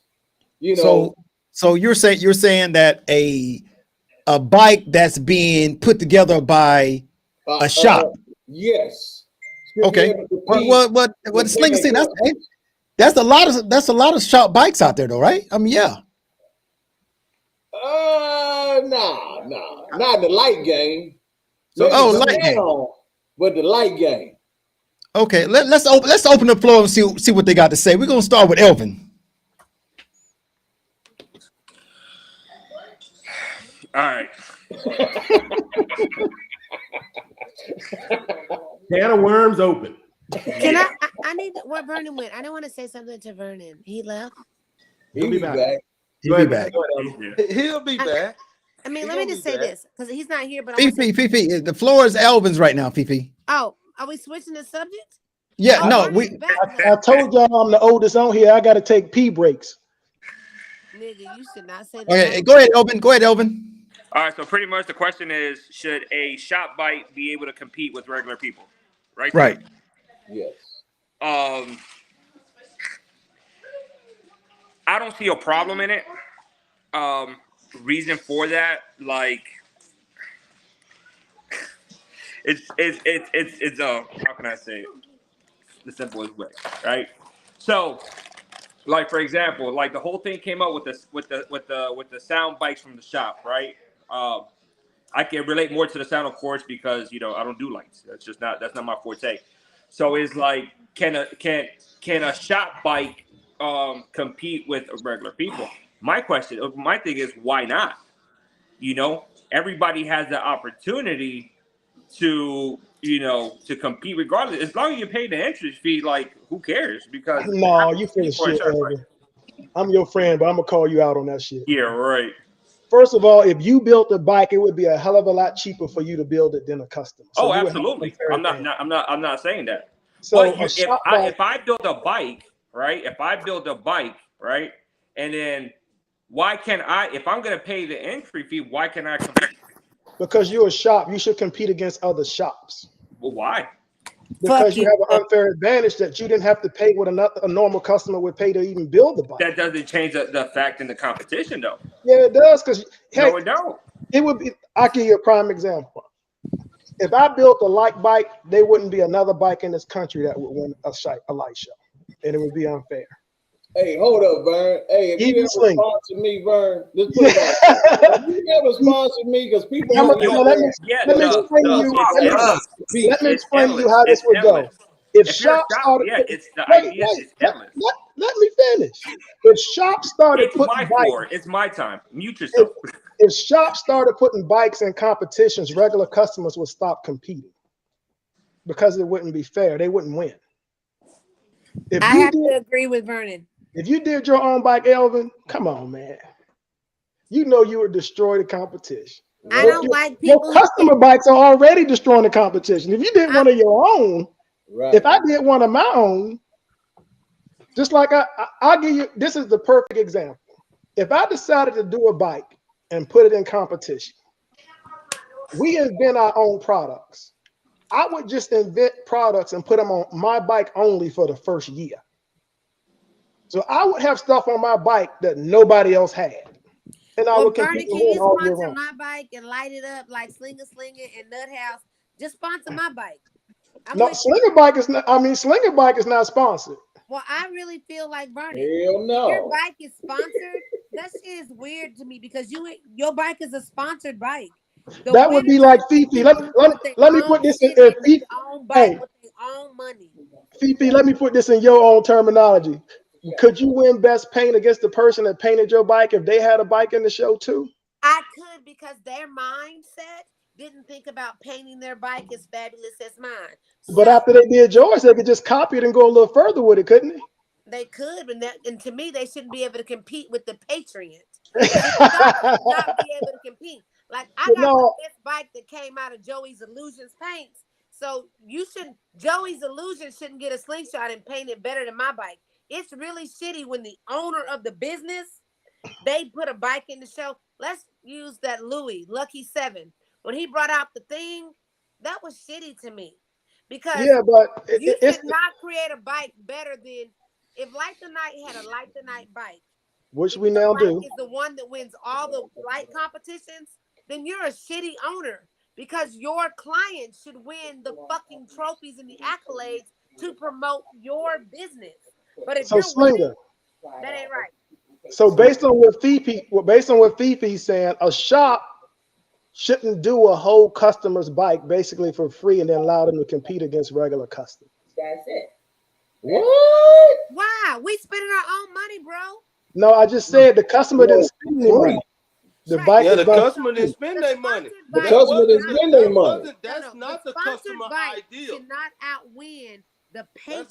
That's not the customer ideal. $15,000. You better not win best paint. All right. Hey, let's keep it going. Let's get some comments from Sling Queen and Papa Smurf and Red Rum. Let's get some comments from these guys. Oh, let me see. I'm going to switch it up a little bit. I'm going to talk about the vendor part of it because I'm a vendor. Hey, hold on. That wasn't the question, Queen. That wasn't the question, Queen. Well, I want to speak my piece, man. Okay. Wait. We gonna get to your okay, turn. No, I understand what they're saying. So again, if you put that much amount of money into your bike, if a shop does it, it's a big difference between when a person put their own money into it. It divides it all. So yeah, I agree with Vernon. Okay, Red Rum. So I disagree. I don't think there's a problem with the shop bike competing against a customer's bike. I understand that it is a cheaper cost of entry. I rock with you on that, but shop bikes get beat. I beat the thing in Austin. Louis called me out and he got run over. I got the trophy, I got the picture, so I'm not concerned with a shop bike beating or competing against a paying customer. Great. Now, can you sponsor my bike, please? I don't want to pay any money. I want to win trophies off of your money. So just sponsor my bike. So what I'm saying is, just because somebody might have more financial means to pour into a shop or somebody to build it for them, and where do you draw the line? What becomes a shop bike? What doesn't become a shop bike? If a bike is done for free, sponsored, bro. We saying sponsored bike where you didn't pay anything for it. Sponsorships have different levels. We're saying free. We're saying free. Well, Red Rum, are you saying that a bike that's already halfway hooked up that goes to a shop and they finish it, or are you saying a bike that's at ground zero? They're trying to make the classification on it. I'm saying I don't have a problem with the shop bike, sponsored bike competing against a customer or against a paying contestant in the show. So you honestly are saying this. This is what you're saying as a person that decorates bikes, fixes bike, does music and paint. Mm-hmm. The person who's willing to give you $20,000 fucking dollars to fix up their bike should be, don't win because you sponsored a motherfucker for free. That's not cool. If I spend my hard-earned dollar, Jason, I want to win. You make me. Ain't nobody guaranteed to win. Ain't nobody guaranteed to win. No. It's not a guarantee, but like this. Okay, so my Harley, Deesky did my Harley, and I paid him exactly what he asked me to pay him. But your bike sound better than my bike, and I'm your customer? Get the fuck out of here. I wish I knew how to do sound and paint and lights, because everybody that I charge $6,000 to put their lights on, they winning. Or they coming in first, second, third. My bike ain't gonna be better than my customer's bike because I value my customer. Come on, Jason, you're telling me out your mouth that if I come to you and I spend 10 racks on whatever you do, let's say you do music, I do 10 racks on music, but you sponsor Sling Queen bike, and I put 10 racks in of my hard-earned fucking money that I done hustled and worked hard for and slaved for. But then you do Sling Queen bike, and you got her $20,000 worth of audio. She outbeat my bike? Nigga, I paid you my bike. All right, now Fifi. Hold on, Fifi. Hold on. Fifi, I sat here quiet. Now let me answer. Now, if I'm going to sponsor a bike, and I know that bike is going around the country to bring me more business, as a business person, that only makes sense that I make that bike the best. Enough said. Sponsor Merlot. Dazzling will bring it. The Dazzling trailer will bring it to wherever the fuck you is. But is that fair? Every plumbing need I got better be for free. Hey, I'm gonna put your name on the back of my sling. Sponsor my shit. Like tonight, put your name on the bottom of my Slingshot. I'm gonna go everywhere in the country. Dazzling, put my shit in your trailer. We gonna show this. So if I could speak on that part too. Now, who cares who paid for it or how much money they put in? Quality sounds is quality sounds. Quality sounds is quality sounds. That's what we there for. So if we there for the judge of if it was free or if it was sponsored, or if it's not, we hear sounds. But to me, you know how I feel on sounds. Everybody's sounds good to me. No, everybody with money says that. People who have money, they'll say it doesn't matter. It matters. Plumber. I mean, I'm going on matters. Mute. I'm going on mute. Well, Fifi, I'm on your side. Hey, like I said, I think a shop will have an unfair advantage. It would be bad for business for shops to compete against their customers and other customers. It wouldn't be fair to a shop to have customers in a contest while a shop has a customer in there that's fully sponsored. That's just my opinion. So, I think customers should compete against customers and shops should compete against shops. So Vernon, just sponsor me, Vernon, so I can beat Sling. I would never compete in a show that I had customers entering in. I would never do it. You wouldn't compete in a show, but if you sponsored a customer for free, he's going to now compete in your place. You putting everything on his bike that you would have put on yours. And then you say, hey, go in here as a customer. Don't tell anybody your bike is sponsored. So now you basically putting your stuff on his bike and letting them compete against customers anyway. No, I understand what you're saying, but how do you draw the line? How do you know that agreement unless that has to be publicized? Right. How that's what I'm saying. Like, how do we know that? If the customer states that to someone or states that his bike is sponsored, he can pay for it. But tell me this.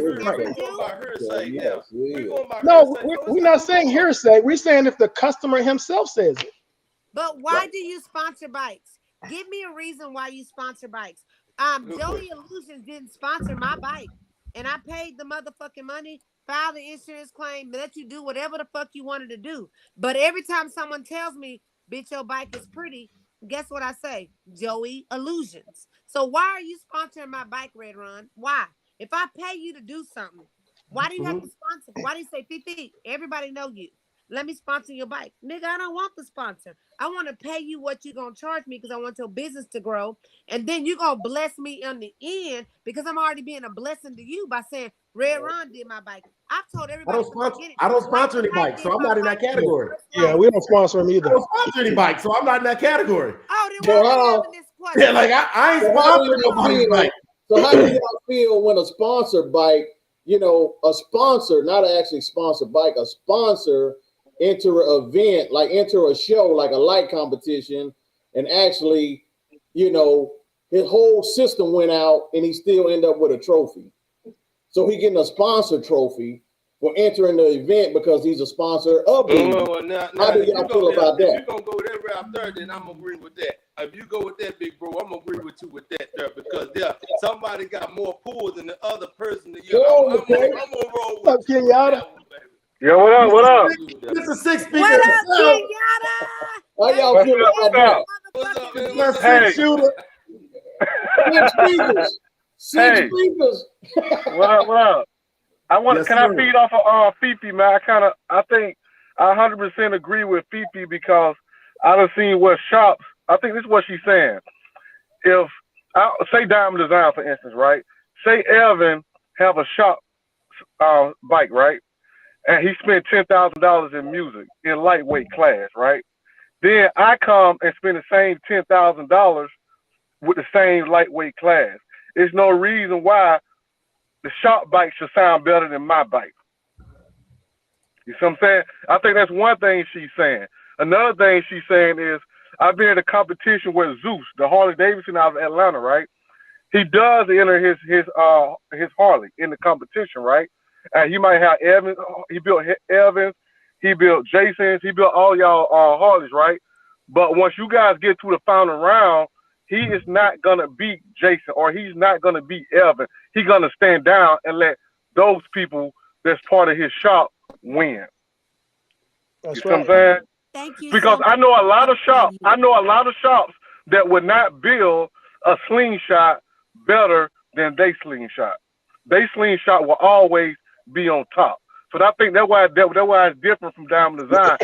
With Diamond Design, every slingshot that Diamond Design build is always going to be better than the next one. Yeah, but that's not. I hope the next one is better. I agree. I hope the next one is damn sure better. Yeah. And Kenyatta, I agree with you. The shop bike shouldn't be the best bike. Right. It shouldn't be. The shop bike should be what you are able to show off so that you can bring in more customers. So let's just call out all, that build bikes. Let's call them out. Lucky 7, y'all should stop building bikes that ain't your bike better than everybody else. Deesky, stop building bikes that's better than everybody else's. Your consumer who pays you their hard-earned money, because we all work, and my little bitty coins are important to me. So Kenyatta, thank you for jumping on this live because I like people that keep it 100. You should not sponsor a bike and then you win, and you got a sponsored bike against. It's just like, I like AP. I think they're out of Houston, right? So I like their sound bikes. Hey, I hear y'all look. But if you sponsor my bike and then you don't sponsor Kenyatta's bike and me and Kenyatta go against each other and I win, that's shitty to me. I see you. Yeah, I didn't pay for All right. We're gonna keep it going. Slinger. The floor is yours, Slinger. He just asked this question, dog. Oh, okay. Dazzling. Bullshit. Dazzling. Somebody asked me. I asked myself. I said, "Why you talk a lot?" I said, "I got a lot to say." Now check this out. This is what I'm doing. Man, that's exactly what I was just talking about. Y'all just spent almost 10-15 minutes talking about audio. audio, dog. Audio. You hear me? And that's the same thing that keeps going on in the event. Dude, your sound good. Move on. Go on. But what happened is what happened is that is the key thing is that we are to spend more time talking about audios and lights instead of other things that could be brought to the table. Which I understand audio is a big thing to y'all. But come on, man, it ain't big. It ain't really I mean, come on, man. I can, if I wanted to bump, I just dump. You know what I mean? But it ain't about that. So what we trying to do is, what I would like to do is make the sling community better and funner. This ain't fun, dog.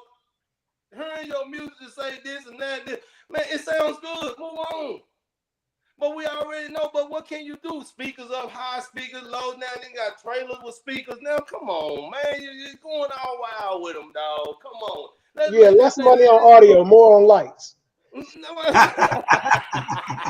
More on the dazzling dash. More lights. Fuck all the other shit. I mean, real talk. I like the way they sound, though. You know what I'm saying? But come on, man. It really ain't all that. I'm just saying that I think that we're wasting all the time of what we can be spending more time being more creative in other areas. That's what I'm just saying. We can be more creative in other areas. And like I said, you can't put them. And I'm gonna say it one more time. You can't put a price on creativity. That you being creative, dog, that's something change the game. That's gonna change the game in the sling world. Dude, you ain't just, but like I said, my man, I'm not jumping on the back because people jumping on the back, but when he came out with the control and the competition between who can control and the light competition, I was like, nah, that's it right there, because you don't have to have a lot of lights to understand how to control it. But what y'all trying to do, y'all keep pushing people to keep spending more dumbass money that they don't need to be spent because that they trying to fit in. But what we need to do is make the environment more friendly, more happy, like when I thought it was in 2019 when I did come in. Right now, y'all ruthless. Y'all thugs. I can't hang with y'all, dog. Y'all thugs. You know what I mean? Oh, you know what I mean? Y'all get too raw with it. So that's my intake on it. Is that thing? More things need to be changed on that creativity. That's it. Okay. So what are you saying? Like we should do an event like for best look, most creative, best bill, what? Most creative, more presentation, more things that's gonna get. The sling world is about family, right? If the sling world is about family, or it's about me and my bike. That's kind of like being selfish, you know what I mean? So let's do a little something more different. But what I'm saying is that the thing is more creativity. I'm gonna go too wild with it, I get on, man. I'm sorry, big bro. I agree with Dazzler. I agree with Dazzler, man. But I think that don't let the people judge the best of show. I think you still have, like, if you go to a car show, you go to a bike show, they have judges that pick the best of show. Everybody all have their presentation out. I don't think the people should judge it. I think you should have judges that go out and pick them. Hold on real quick. Hey, Daz. I don't disagree with you. What I would say is come up with criteria that you would want the bikes to be judged on, and then introduce that so it can be implemented at a show. I tried to. Vernon, are you listening, Vernon? I'm new slinger. They won't let me come. Taking notes, baby. Taking notes. There's a couple sling versions. Vernon, the plug in here. What a plug. Real talk, right now. I feel like I'm in this circle. I'm looking at all OGs all around here. I'm not. Look at this nigga just popped in. We do 15 trophies, Daz. We do 15 trophies over at the takeover. We give you, like Kenyatta said, we let a judge go around and pick the best wheels, best lights, best XYZ. You didn't have no best paint. I've been to all your. We had best paint, Fifi. You'll lie, Fifi. Let's bet we had best paint. We had best paint. Wasn't invited? Because it's a whole lot of paint jobs that's better than yours, Fee. Yeah,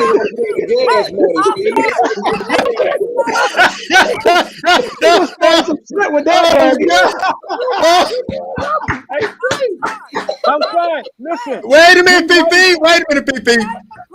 PP, let him finish. But delete Jay McCray. PP, you gotta let him finish. It is a lot of. Hey, Fee, you gotta think about it though, Fifi. It's tons of bikes with different paint jobs, and as a judge, like you say, they judging off what they like. You know what I'm saying? So yes, I might like your bike, but as a host of the show, I can't say make Fifi win because I like her bike. You see what I'm saying? So yes, you let the judge judge that though. So once again, if you go with judges, can y'all gonna be able to live with a judge, one judge telling y'all that? Man, three judges. Man, you don't need many judges. I mean, mean, really, it could be four judges, but at the end of the day, the pick is the pick. Well, I'm just gonna say this really quick. No, because I'm an James, original slinger. James, the pick I'm is gonna not say the this pick. because The pick is not the pick, dog. The pick is not the pick. You Are can't you- Everybody can't Wait a minute, Daz. Wait a minute, Daz. Check this out. I saw a Sling come in on the last day, 30, ain't did nothing, and won best. So if pick ain't the pick, dog. You gotta name the person. Justified. Real Straight talk. up, you gotta name the person in the show because, like I said, Who? Speak on it, little bro. Say it again. Say it again. Name the person. What show was it? What show was it? No. Clean that baby up. What show was it, Dad?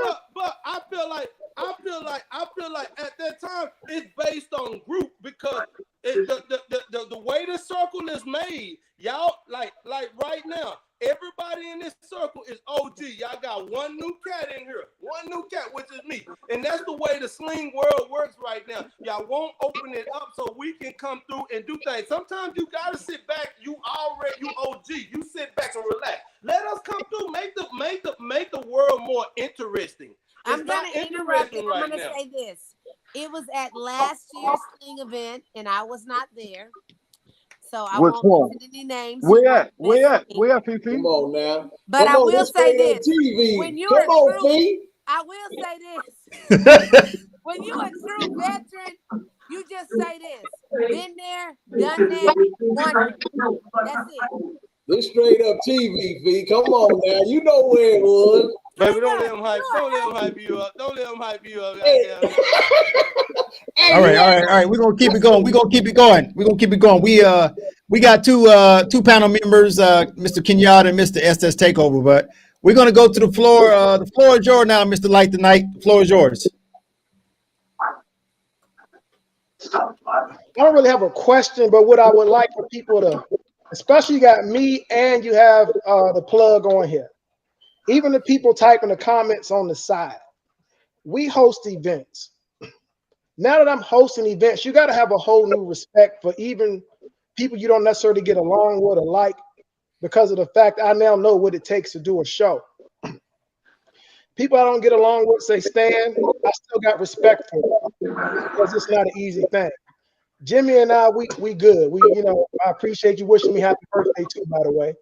And I think that we can come together, but we still need individuals to tell us what is it you want from us. Hey, plug. Mute your microphone, plug. Well, go ahead, on here. Even the people typing on the side. We host so many events a year. What can we do so for one, we can get a different demographic of customers coming to our events? Whether you realize it or not, most of the new Slingshot buyers for the past year or two, they don't come to these events. So what can we do to get these people to come to these events?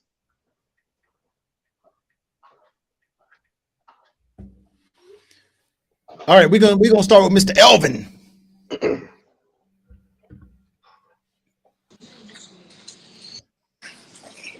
I'm on the board with you, said so. I can't even answer that question. Hell. Yeah, he's on the board with me. We trying to figure it out. Okay, where's Fifi? Fifi gone. We're gonna go to Papa Smurf. You don't skip me. What the fuck? Okay. Officer, what's the question? Hey, Fifi. Listen, Vernon, ask your question again so we can get Fifi to go and answer. Don't skip me, Vernon. I won't. Like I said, we got two people on here that throw a lot of shows across the country. We want to know, and I'm sure Jimmy would like to know, how can we increase our demographic and get the individuals that are buying slingshots in the past year and a half, 2 years to come to these events? Because as you know, most of the new slingshot buyers, they're not coming. When you go to these shows, it's the same people. Well, the reason the new slingshot owners are not coming is because they just don't know. Like when I first bought my slingshot, I didn't know anything about slingshot communities, slingshot events, anything whatsoever. I met an old little white dude a country bumpkin white dude. And, he turned me on to Monique and was like, you need to talk to her. And so I've looked her up on Facebook, reached out. I think it's just about the area you live in and how vocal you are. Like, so I support a few people, and I'm very Texas SS Air Rides, by the way. But I support a lot of people. So I tell people, when people tell me I love your sling, where should I get my lights? I say this. But I always say this too. I say, you know what? Go to the sling experience, because, and I say this only because when I went there, all my bike had was custom paint. But when I left there, I left on a Sunday. On Tuesday, I had interior, music, 4G, 4Gs. You know, I had everything. Lights. I got my lights put on that weekend. So I just tell people you have to go to one event. And when you go to one event, you walk around and you look at things and you design your things to your own. I'm not an audio person, so music is not the most important. I'm a pretty bitch. I like pretty shit. That's why my sling wins best paint. Jay McCray. So I won't ever show up and play in a slingshot. I mean, a audio, because it's not my thing. But anytime I meet a new slingshot, a new, I tell them this: what's your favorite thing? And if your favorite thing is this, go to SS Takeover. If your favorite thing is lights, go to Vernon's motherfucking Showdown. If your favorite thing is best paint, don't play with me. But whatever it is, you know, I try to tell people, and I don't like new news because I'm a OG now. Yeah, OG. Believe that. So I don't like new news, but I do like to embrace them. And again, you know what my motto is, Vernon? Been there, done that, won that. 100. Texas SSRI, motherfucker. Next person. Yeah. Let's keep it going with Papa Smurf.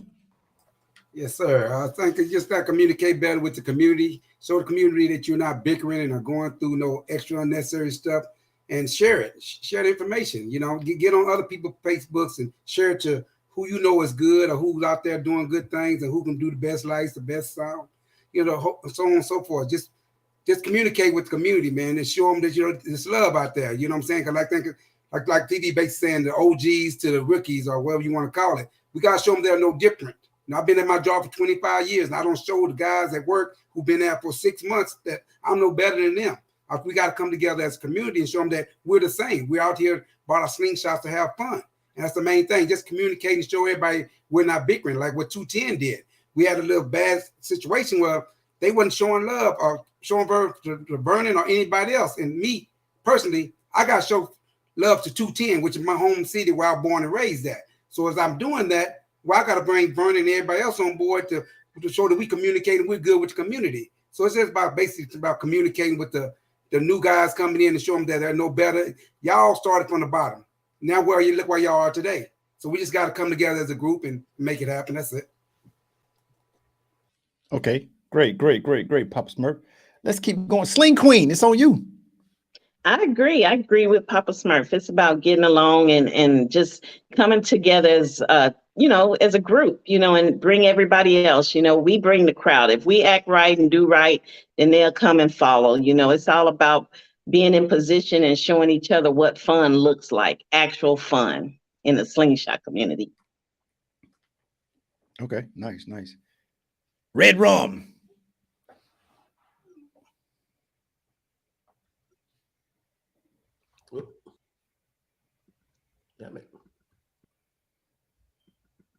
Oh, y'all call me?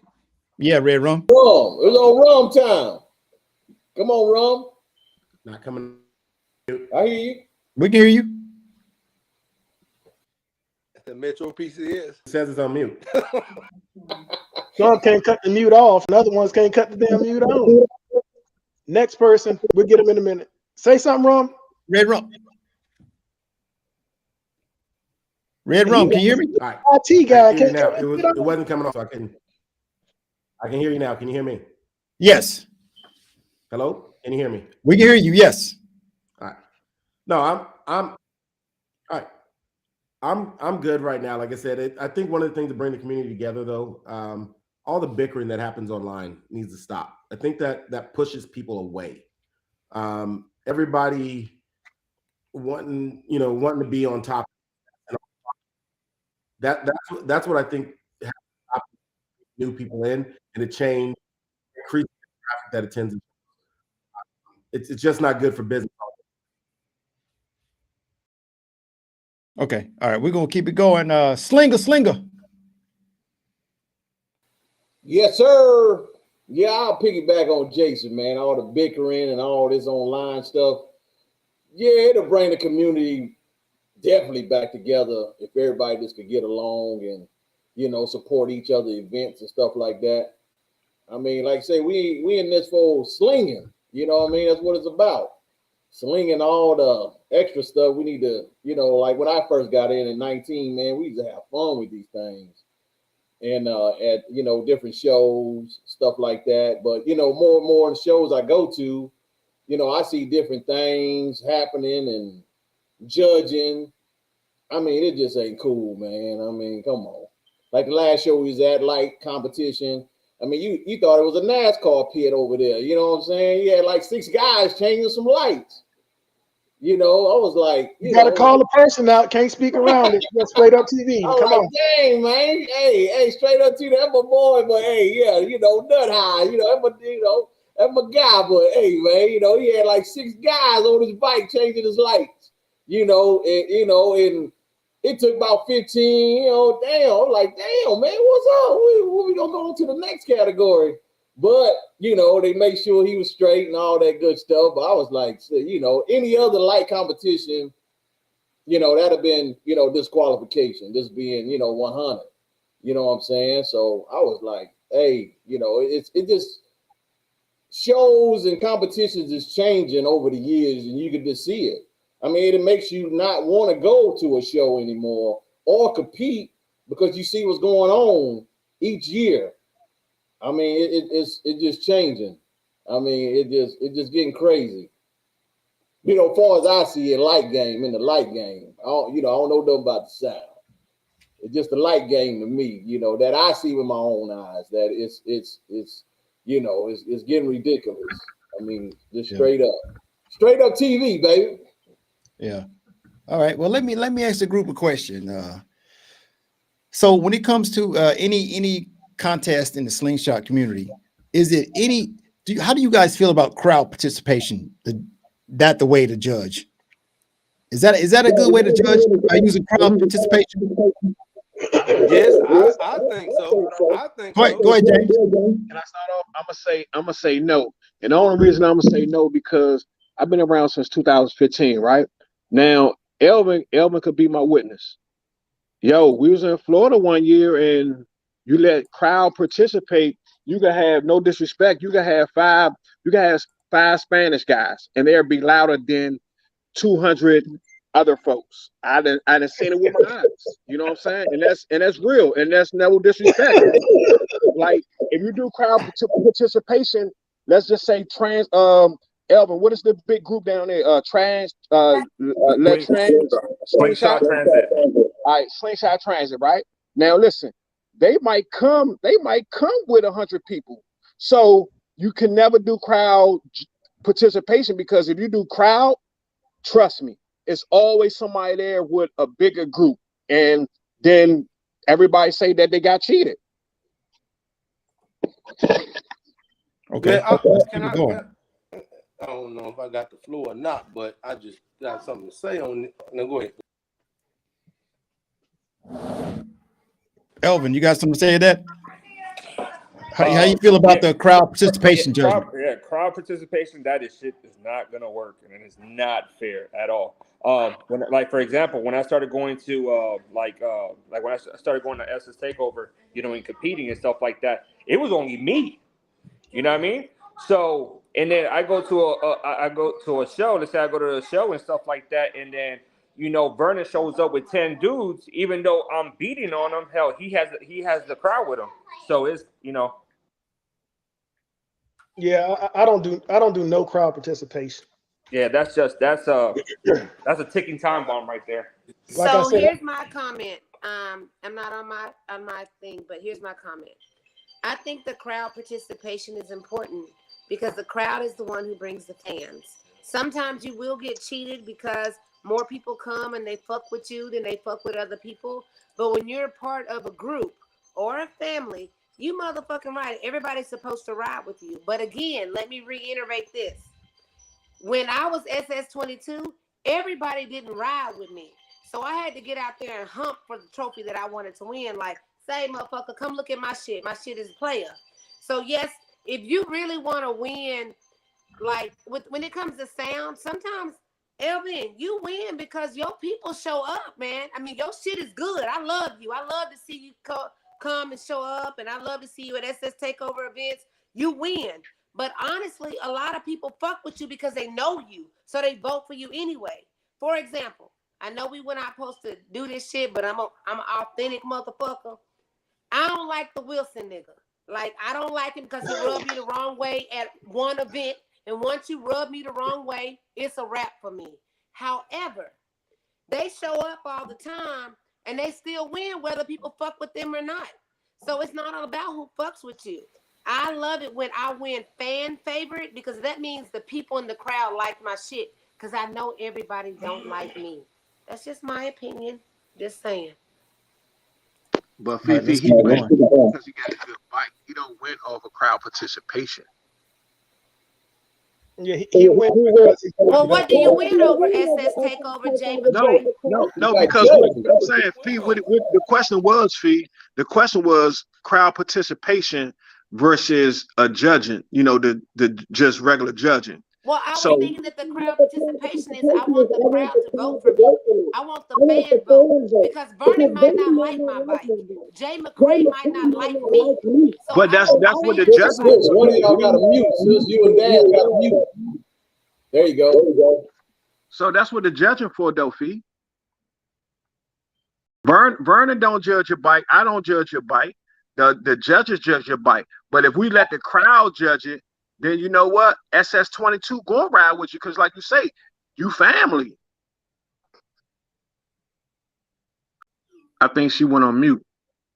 I came back to my own. Listen, Oh, y'all got two. Y'all let me got just say two. this 100 Jay McCray. Hey, mute yours, Daz. Mute yours, Daz. Yeah. He's muted. But Okay. everyone who is in my old family, they don't rock with me like that. Like there's some SS20 people that fuck with me, and there's some that don't. So there'll be a lot of people in SS22, which I'm not SS22 anymore. But if I was, there's a lot of people when I was in there representing that shit solid 100. They didn't like me. They didn't love me. So they didn't vote for me. You feel what I'm saying? So I just think it's like every time I win fan favorite, it's the most important trophy to me because that means the people, the patrons, the people that come there, they voted for my bike because they either don't know me. But I do respect what you're saying. If I'm a part of a family and we 5,000 strong and all 5,000 vote for me, yeah, I might win. But in real life, when have you ever known, Jay McCray, that your 5,000 people that you in a group with, they all rock with you? They don't. In Florida, they do. I'm telling you. In Florida, well, in Texas, they hate listen, y'all know that. Listen, I'm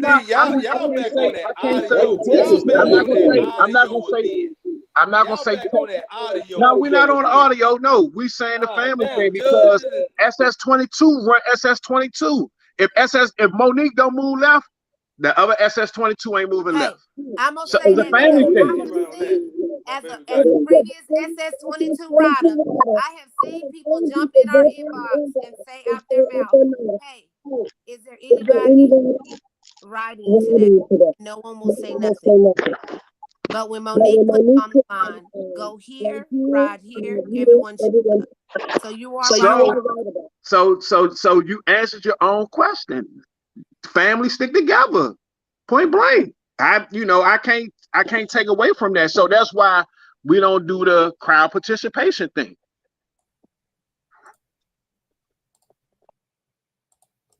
Yeah, straight up, man. Straight up. Okay. I think the crowd. I understand that y'all. You know what? It's hard to tell y'all old cats something because y'all already got the formulated already down. And y'all ain't trying to hear nothing nobody got to say because y'all already got it all figured out. No, we listen to you. But when I feel the reason why we having this conversation is because we don't have the crowd.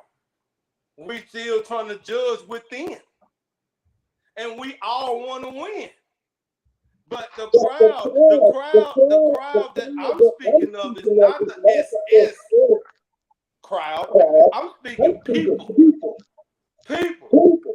Hey, come on here. What you think? Which one of these you think that I'm about sounds to put the their best? phone Hey, on for mute. real, what you think this sounds Hey, the best? We need Echo you her. to come in. Kenyatta, go on mute.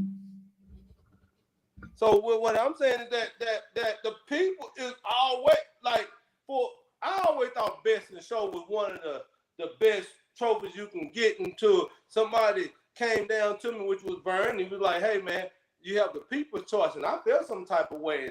But when I thought about it, and I said, "Man, the people's choice." That means the people, the crowd, the people is saying, "Hey, we like this." So when you have the judges from the people, I mean, hey man, you know what?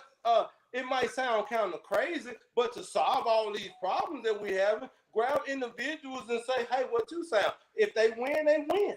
If they don't, they don't. Now, but what we're looking for is we're looking for a structure within that it sounds good. Well, there is no structure that it sounds good because it sounds good to you because you bought it, or it sounds good to you because you friends. But if I take somebody that's on the outside that has nothing to do, that's on the spur of the moment or whatever, you know what I'm saying? However, we have to structure with that have no involvement. Those are the people choices that have no involvement. Yeah, but when you're doing what we do a people's choice where everybody gets to vote. But what you're saying is there's no way you can pull 3 people from your event and know that they're not affiliated with anyone else. So you open yourself up for that too. So all you can do is do a people's choice. If you got enough people that's gonna fill that card out for you and get the vote in on that, you can win. Now you can do people's choice on paint, best overall and all that, and just shoot for the fences with it. But that's the best you can do it. If you just pick 3 people, it's open to too much subjectivity, because we could pick a person that rode with you. We don't know everybody and everybody's affiliation. You got to So realize that means that everything that we're gonna do right now is from a question mark. Everything we do is question. Everything we do is question. Did they? How did he win? Oh, he must have this. So how did he win? So there is no right and wrong. no matter how you do a show, even if it's judged, even if it's people's choice, even if you have one person walk around, it's a right or wrong. It's a good or bad. You just gotta pick the best of the worst way to do it, babe. You gotta pick the best of the best way to do it. For instance, go ahead. I want some of that for you real quick. See, the problem is this here, Vernon. Everybody feel like they supposed to win, and everybody can't win. Everyone, listen. Just because I spent $1 million on a car, don't mean I got the best $1 million car out here. Somebody gonna lose, somebody gonna win. And see, the problem is, I'm only speaking for a person that hosts shows, and just like you, we can't make everybody happy. Now, what I will say, Daz, it's our responsibility to make sure when you have these contests that they're run as fairly as possible. You keep mentioning someone showed up at the show, was only there for 3 hours and won best in show. Then I agree with you. They shouldn't have won that because they really weren't at the show. They were only there 3 hours. So something like that, yeah, you can bring that into question. If the bike was there for the whole show and they won and they picked it, even if one person hosting the show picked the bike, then that's what that one person liked. Now I do sympathize with you on that. If you've been there all fucking week in the heat, in your trailer, with your bike, putting it on display since Wednesday, Thursday, Friday, Saturday, somebody roll in on Sunday there for 2-3 hours and they pick the bike, that's not right. Hey, Vernon, hold up, Vernon. Hold up, Vernon. It could be right because the reason why it could be right is when does the best of show start? If the best of show starts Saturday, just because he's been there Tuesday, they don't make him a first runner up for winning. Yeah, but best of show, they should start looking at the bikes from the day the event start. I don't know about anybody. But it might start on Saturday. But it might start Saturday. Yeah, but this bike didn't get there to Sunday. Kiana, Which bike? You gotta look at this, Kiana. It says show. When do the show start and when does the show end? That's when it starts. When the show starts, I'm telling mama. When it ends. You can't say one day. You have to say from the beginning to the end. That means that your shit was the show of the whole show. Your show don't start on Sunday. Your show start, man, I'm gonna start showing out right now at the beginning, and I'm gonna show out to the end. And when you hosting the event or some of you event hosters, your activity starts when you say we're gonna start at 7 o'clock. It begins. And we're gonna end at 5 o'clock. It ends.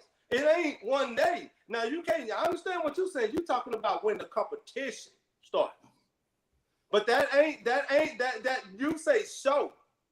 Show is from the whole event. But I'm gonna tell you something, man. This is the whole thing. You should go up to the promoters and ask them, how did y'all judge that? Who was the judge? Because if not, next year you're gonna run into the same thing. If there's one person picking and they just happen to see that bike and say that's the one I want, then that's how they run it. And you know not to bring all that shit and set it up again, hoping to win at that show. Because they don't run it right. Because we ran into a similar situation where a bike should have won best in show, but on Saturday they went on the ride. So for at least 4 hours, 5 hours, they gone. Bike's not there. People are still voting on the bikes that they see. That bike wasn't there to be seen. By the time they came back, voting was over. So you got to find out how they're running that contest. So the show that you went to, they're kind of lax in how they run their contest. Well, that's why we here right now. That's the thing that we have to do. We have to put stipulations across the board. It's hard, right. But it's possible. It's hard, but it's possible. You sound like a participation trophy. Hey, I agree with you, Dash. You got a nice bike. You got a nice setup. But you want to go to shows where the bike can be viewed and receive the most votes and not judged by No. But check this out. I don't want to be viewed anymore. I'm like, this is my mindset. Nigga, sit down somewhere. OGs, sit down somewhere. Let the young people come in. I won what I won. I'm sitting there. Only thing I do is set my bike down. I don't even get in competitions anymore. Because I won a category in everything. I don't need 3 trophies to say I'm the best. I got one. I'm good. So I sat down and I put my stuff down. I let the youngsters have fun. I am now a father of the. I'm saying I'm still young, but in y'all group, I'll be a father of the group. So I need to train. I need to show. Okay, I'm gonna show you how to do it. But what it is, you still got these motherfucking old heads still trying to hang on till they hope to make them feel good. Get somewhere and sit down and let the new people come on in. So how about this? How about this? Hold on, Dazzling. Hold on a second. Hold on a second, Dazzling. How about this, Daz? You already know we have voting for hours throughout the whole thing. But how about we make it a little more fun? And the 2 bikes that receive the most votes, we pull them under the tent and then let the crowd cheer for which one. Now you talking. It'll be me and Dazzling, and then what y'all gonna do? Let the hype judge it, baby. Let the music. When you play music, what you think about that, Elvis? Who moves the crowd? Who moves the crowd? Not who sounds better. Who moves the crowd? Like Black Mama and I, we had a little competition going on at one time. And she played her song to see she moved the crowd. I played my song. See, I moved the crowd. She was winning some, I won some. But she took it out because, you know what I'm saying, she's Black Mama, you know what I mean? But we was moving something, you know what I mean? That's why we did. What I talk to my board, listen now, what we look at is we'll talk to my board. For the bike that hold on, PP. The 2 bikes that are the finalists for best in show, then y'all are ready to bring them under the tent. Y'all can pump up the crowd, show your bikes, raise the hood, and then we'll do crowd participation like that. Okay. I want to go ahead and say something. We got a new panel member, Mr. RCB is in the building, so I just wanted to recognize him. So y'all can, Vernon, you can finish what you're saying, Vernon. All right, so like I said before, there's just a happy medium. There's no true right or wrong in how to do your shows. But at the 3-Wheel Showdown, we do listen.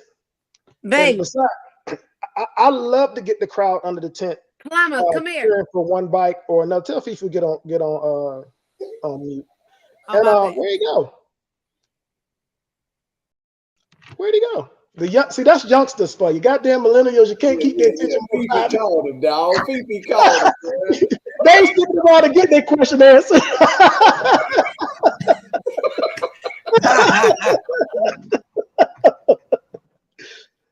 So, Elvin, you think that might work? Yeah, it actually sounds fun too. So getting everybody participated, yeah, definitely got my vote on that. So we talked to the board about that Tuesday. Yeah. It'll be like when we were in Las Vegas and both groups were cheering for the right light bike. So that was fun. We didn't let Slinger get hung out to dry for picking the bike opposite of the other group. And we got a question. We got a question from the live chat. It comes from Bounty Hunter. She's asking, since we have two major platforms on the panel, she's asking for some dates for next year, some dates for 2023. Okay, let me see what I can give y'all a sneak peek on here. September 3rd. What holiday is that? That's Labor Day. All right, Labor everybody, listen up. September 3rd, the Three Wheel Showdown will be hosting our national championship event. September 3rd, that weekend in Atlanta, we're going to host a national championship for Slingshots, for Rikers, for everybody. We're inviting all the other platforms. We're inviting everybody to participate. We're going to extend an olive branch. The Riders for Life, they've already matched the same sound format that we have. So we're going to try to develop a point system that we're going to track winners from both platforms throughout the year. So when you come to the show, we're going to set up a seating order based on your wins. To me, it doesn't make sense to have individuals. I just one question. Did you say a point system and you said September 3rd? Yeah, this is for our national championship. But it's a point system? It's points, or you can come straight in, but let me finish. A point system is good. Point system is good. If you do sound or lights and you participate all year and go to different shows on different platforms, it doesn't make sense that a person can just show up to the championship and still be seated right next to you just by drawing numbers. A person could literally build a bike, play it once or twice, and save it to the championship and be still on the same level as somebody that's been playing their bike all year long. So we're going to try to develop a point system between the platforms where we can track all the winners throughout the year. You can still come in having not participated. You're just going to start from the very first round. We're going to get all this together. We're going to give out a big prize, probably more money than we've ever given away before. But the big caveat to this is we're going to have an actual awards banquet. At the awards banquet, we plan on having entertainment. We're going to invite pillars in the Slingshot community. Dave Sears has already accepted our invitation to come in, probably as a guest presenter, probably receive an award for all the help he's done with the Slingshot community. My man McCray, I'm sure he's going to come in, and we're going to have to give him something for him basically being a pioneer in this sound game. Even Stan will probably come in, hopefully, and accept an award for being the president of such a large organization for so long. That's just a few of the awards we're going to give out. What we're going to try to do in the Slingshot community is start having more upscale type events. Hold on, you said more upscale? Yes, upscale. In my flavor, baby. My flavor, baby. It's nothing wrong with everybody having different events. It would be nice if we can all come together and have the same format and rules set up. So that way it will be easy for us to cross over with each other at different times of the year. But if we can't, then we can't.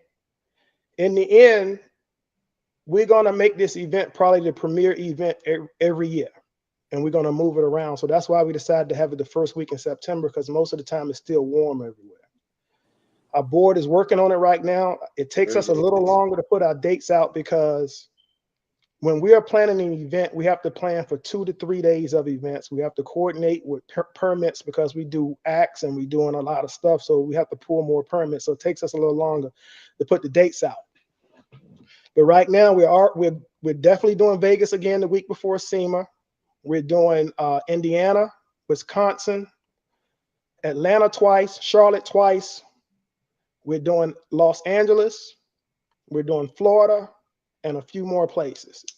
The places that I just named, we pretty much already have contracts and things already in the works. And we got a couple more big places where we're going. We hopefully along the way, man, Stan and James and we can get together and maybe get these platforms on the same page We're not trying to take business from anybody. There's a crowd of people that love to go to James shows. Everybody doesn't have 3 or 4 days to go to an event. They might want to just show up on Saturday and do just sound because that's what they're into, and James provides a platform for that, just like we do. Stan has a platform where a lot of his club members go to their stuff. We want people to start crossing over and going to each other's events.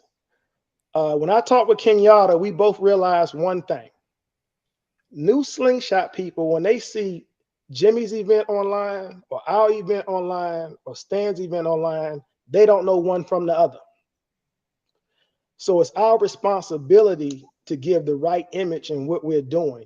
So everybody out there, no matter whose platform they see, that we are all giving a good presentation and a good representation of the Slingshot community.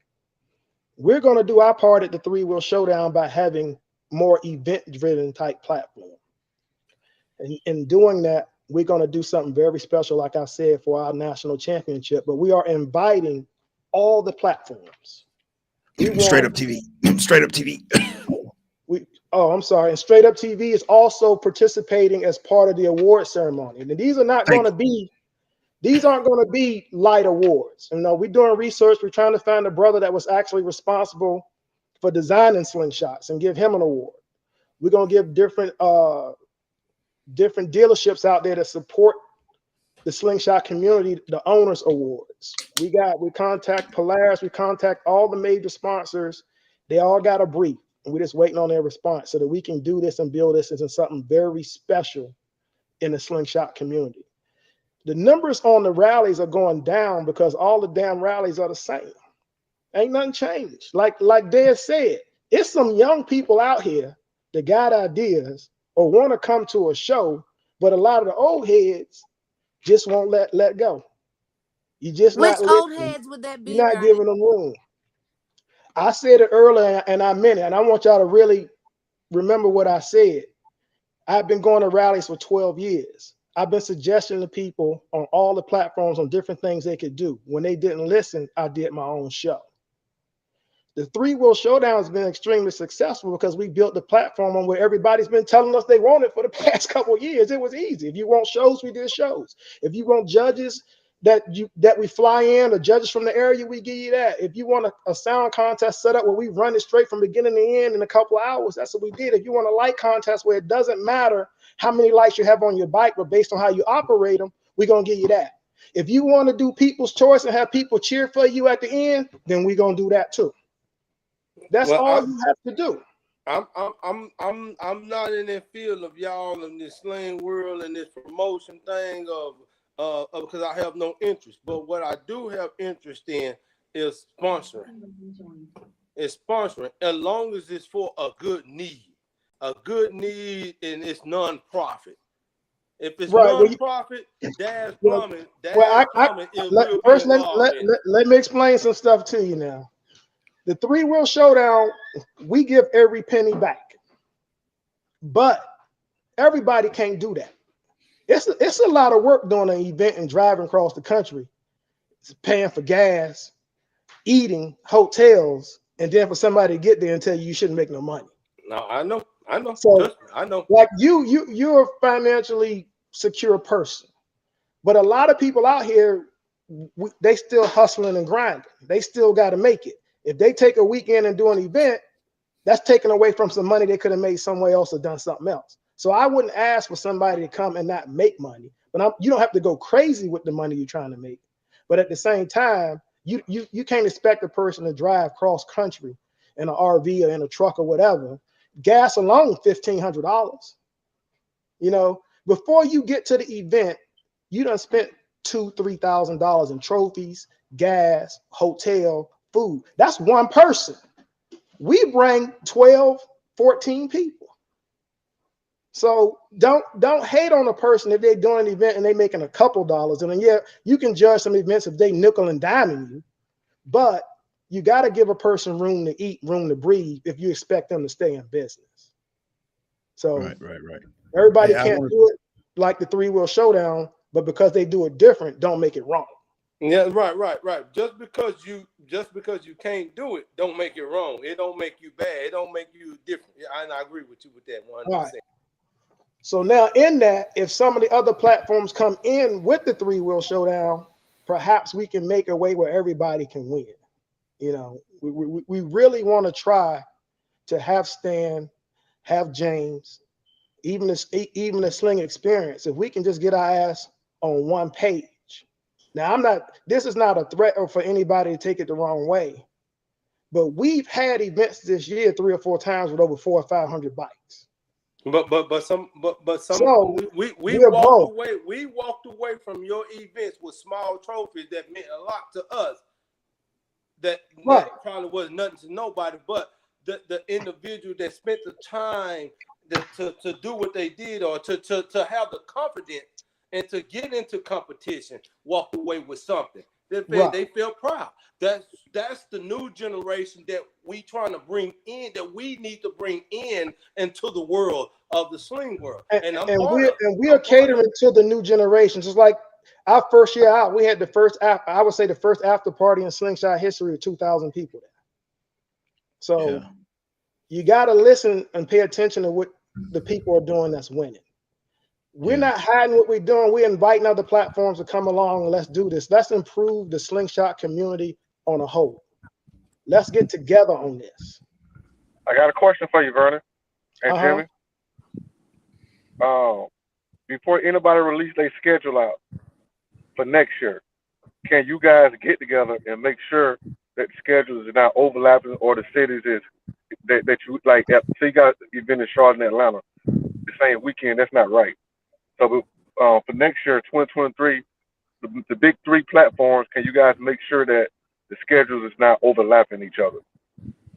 It's also not about overlapping, Vernon. It's really hard for a lot of people if you do an event one weekend and the next weekend it's Atlanta, or the next weekend it's Memphis.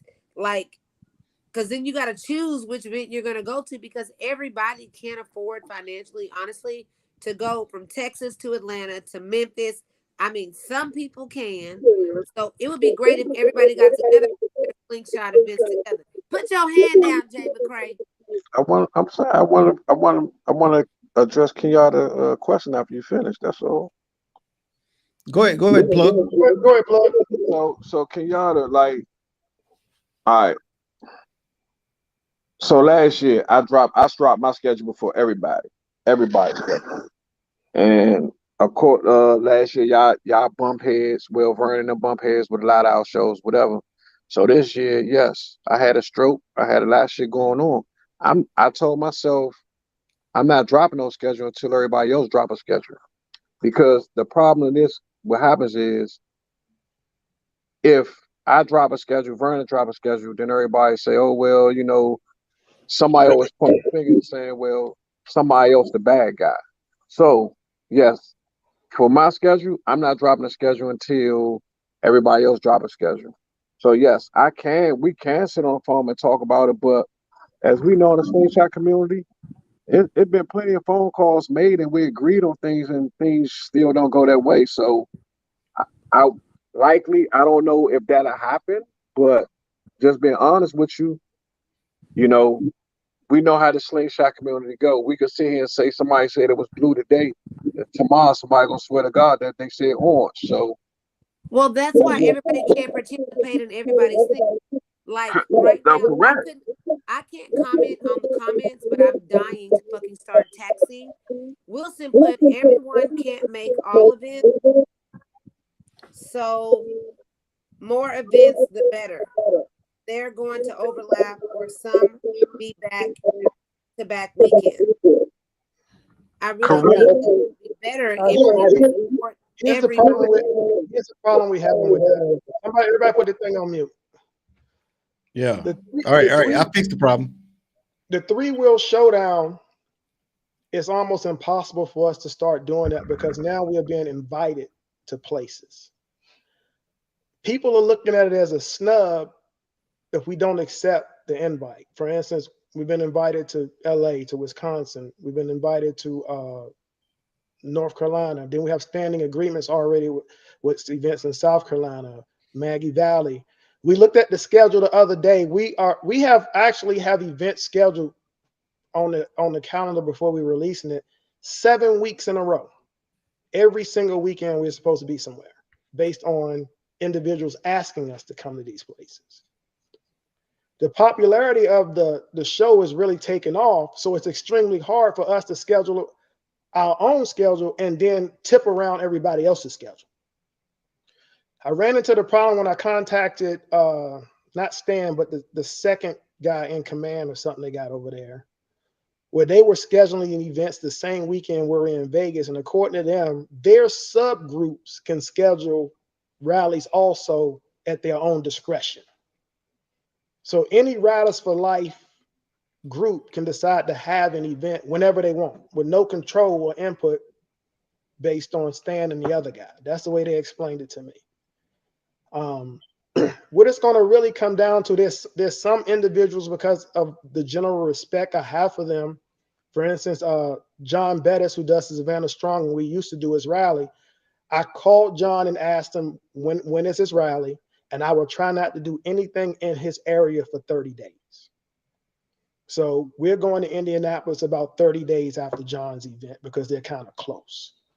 I'll try to work with anybody, but what's going to happen is I don't see a problem with, say, James doing something on the East Coast on one weekend and we in LA on the same weekend.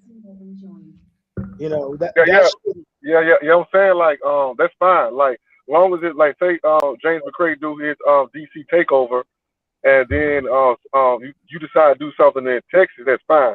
But if James McCray decided to do SS takeover, and then Three-Wood Showdown throw an event in Charlotte, I feel like that's not right, because he's bumping heads, yeah. But if it's 500 miles or more from each other, that's fine. You can throw the event the same weekend. You see what I'm saying?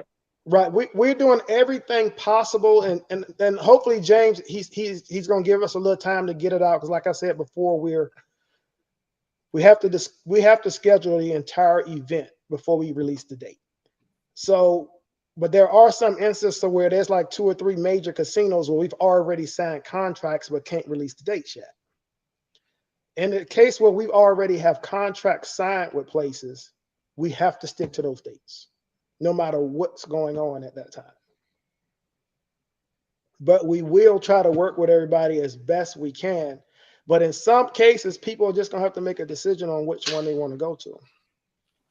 Yeah, that's what I was going to say. I was going to say, with 3 platforms and possible some other platforms, you can't make every show. It's going to be impossible to make every show.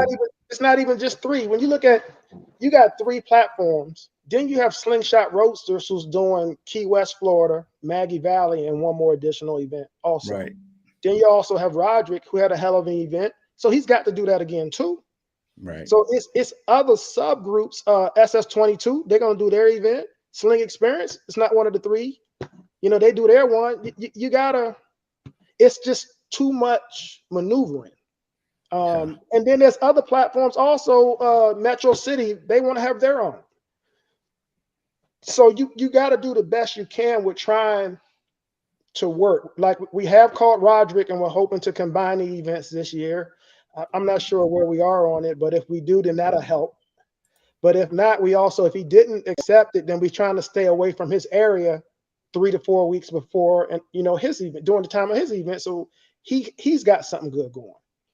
Right. We are trying to do this with a certain amount of respect to the other platforms. We meet every Tuesday, 10 of us at least, and discuss. Are we on the phone, on the Zoom at least, 2-3 hours, trying to maneuver all these things. But just keep in mind, for us, it's getting a lot more difficult because we are signing contracts and accepting invites from other organizations. Okay. I think Vernon, I think that the panel just needs to understand that there's been some measurements been taken so that you guys can somewhat try to get on the same sheet. You know what I'm saying? Like I know that everybody, I went to like 10 events. I couldn't make it to every event, but long as we see the communication is going, that you guys are actually trying to work together, then I think that the Slingshot community is going to applaud that. I want to give a shout out to Mr.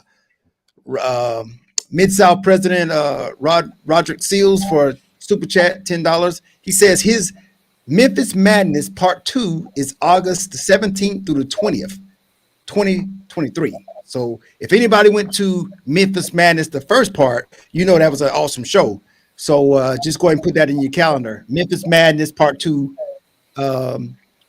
August 17th through the 20th. Right, and that's good because we're doing. I think we're doing an event the very next week, but it's in Indiana, so it puts us far away.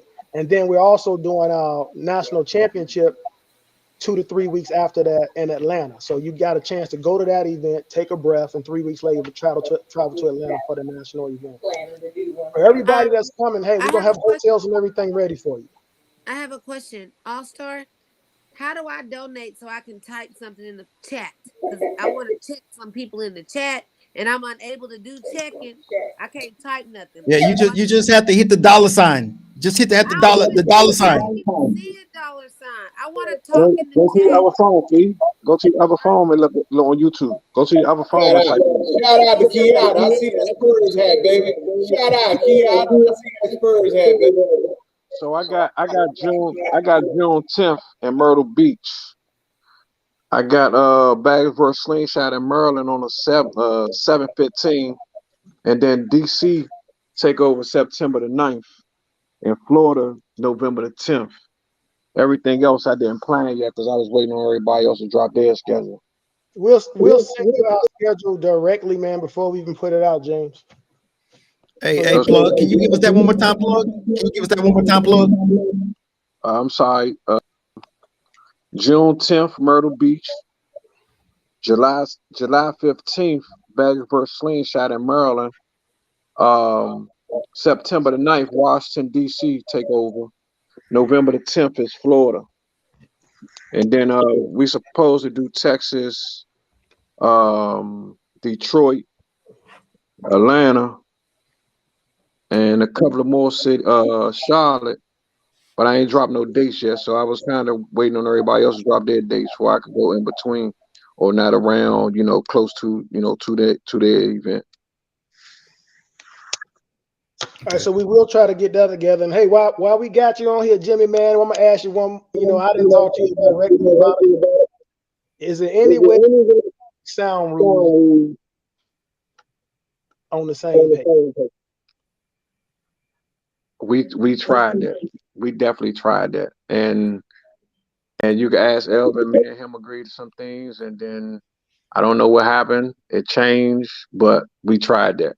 So to me, it doesn't even matter what the rules to me. Like we could change them part if different states. I don't know. The whole thing about the rule game was a lot of people feel that okay, well we only changing because of XYZ, right? So man, Elvin said it's been the same since we started. Only thing we did was add classes.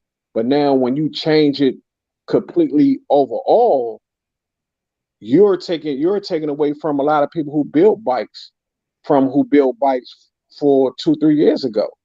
So yes, dude, it benefited the builders all day. But do it benefit the people? It really don't. So that's why I left my rules how they was and just added a class. So it's that right there, like that's all in it.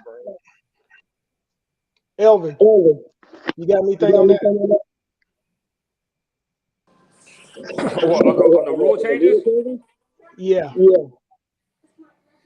Everybody's happy. I've been talking about these rule changes for shit. Me and Jason were talking about it at the Sling experience for a while. As far as the changes, I think everybody that we speak is super excited about it. So Plug. Mute your microphone. All right, let's see us better. I'm not understanding the disconnect. If all of y'all were talking and we had got to some type of an agreement, how do we end up with one platform being different from the rest now? Because once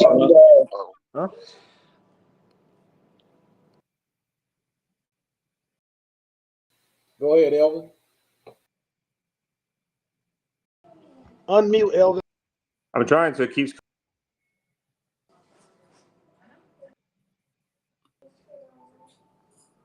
All right, can you hear me now? Yes. All right.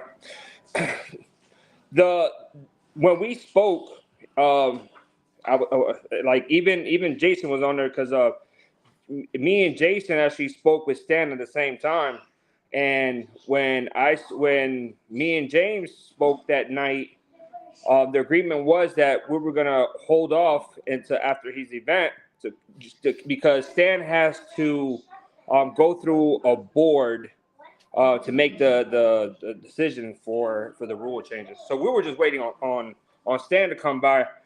So when the next day, that's when that's when I found out that James was sticking to his same rules. We were just waiting for Stan. So Stan contacted me that same day with Jason, and we were all in agreement on that. So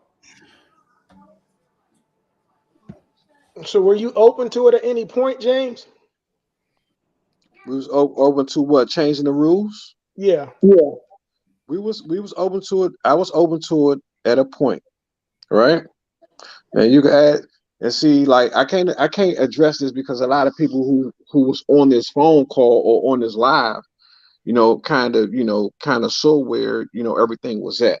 So yes, we agree. We didn't never agree to it. We came up with some agreements even before Stan got into play, man. Elvin. So the thing was, you got that pioneer, you got the guy that started, right? And you got the guy who was always there, and you got the other guy who have, another platform, which is Elvin, right? So me and him came up with the situations because all the bikes, if you ask yourself, all the major competes, all the competitives are maybe at 2 platforms, right? So why change something that was already paved? And why not just add the class, which everybody was asking for? So that's what we all thought we agreed on. But then, yes, it went one way. Then, like I said, I just stuck to my guns and said, listen, I'm just going to keep my same rules and just add a class.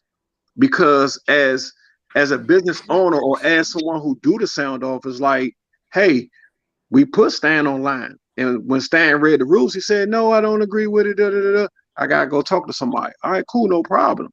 But as I always told everybody, like, if this is your baby, why do I have to go ask somebody else, to pat my baby on the back? Let me pat my own baby.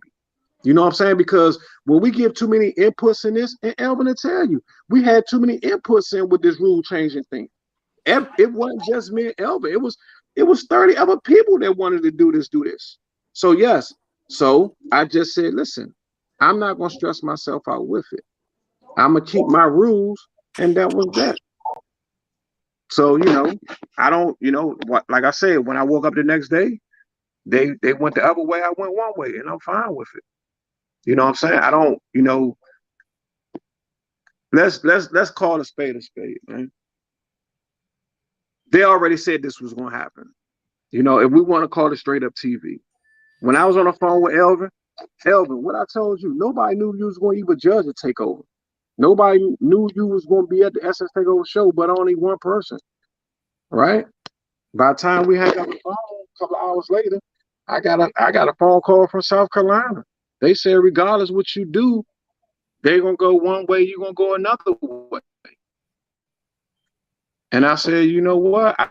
I don't believe that. I would never say that he will or the other group will. I just say, listen, I'm gonna stick to my guns and do what I'm doing. That's all. So, Ms. Let me address something to Corinne. Corinne, listen, I don't want to go back and forth with you, Ms. Corinne, because I'm reading things as we go on. Like the rules don't affect me or don't affect nobody else. Corinne, my numbers always been the same. The only time my numbers drop is when we move from Tampa to the Beaver Bar.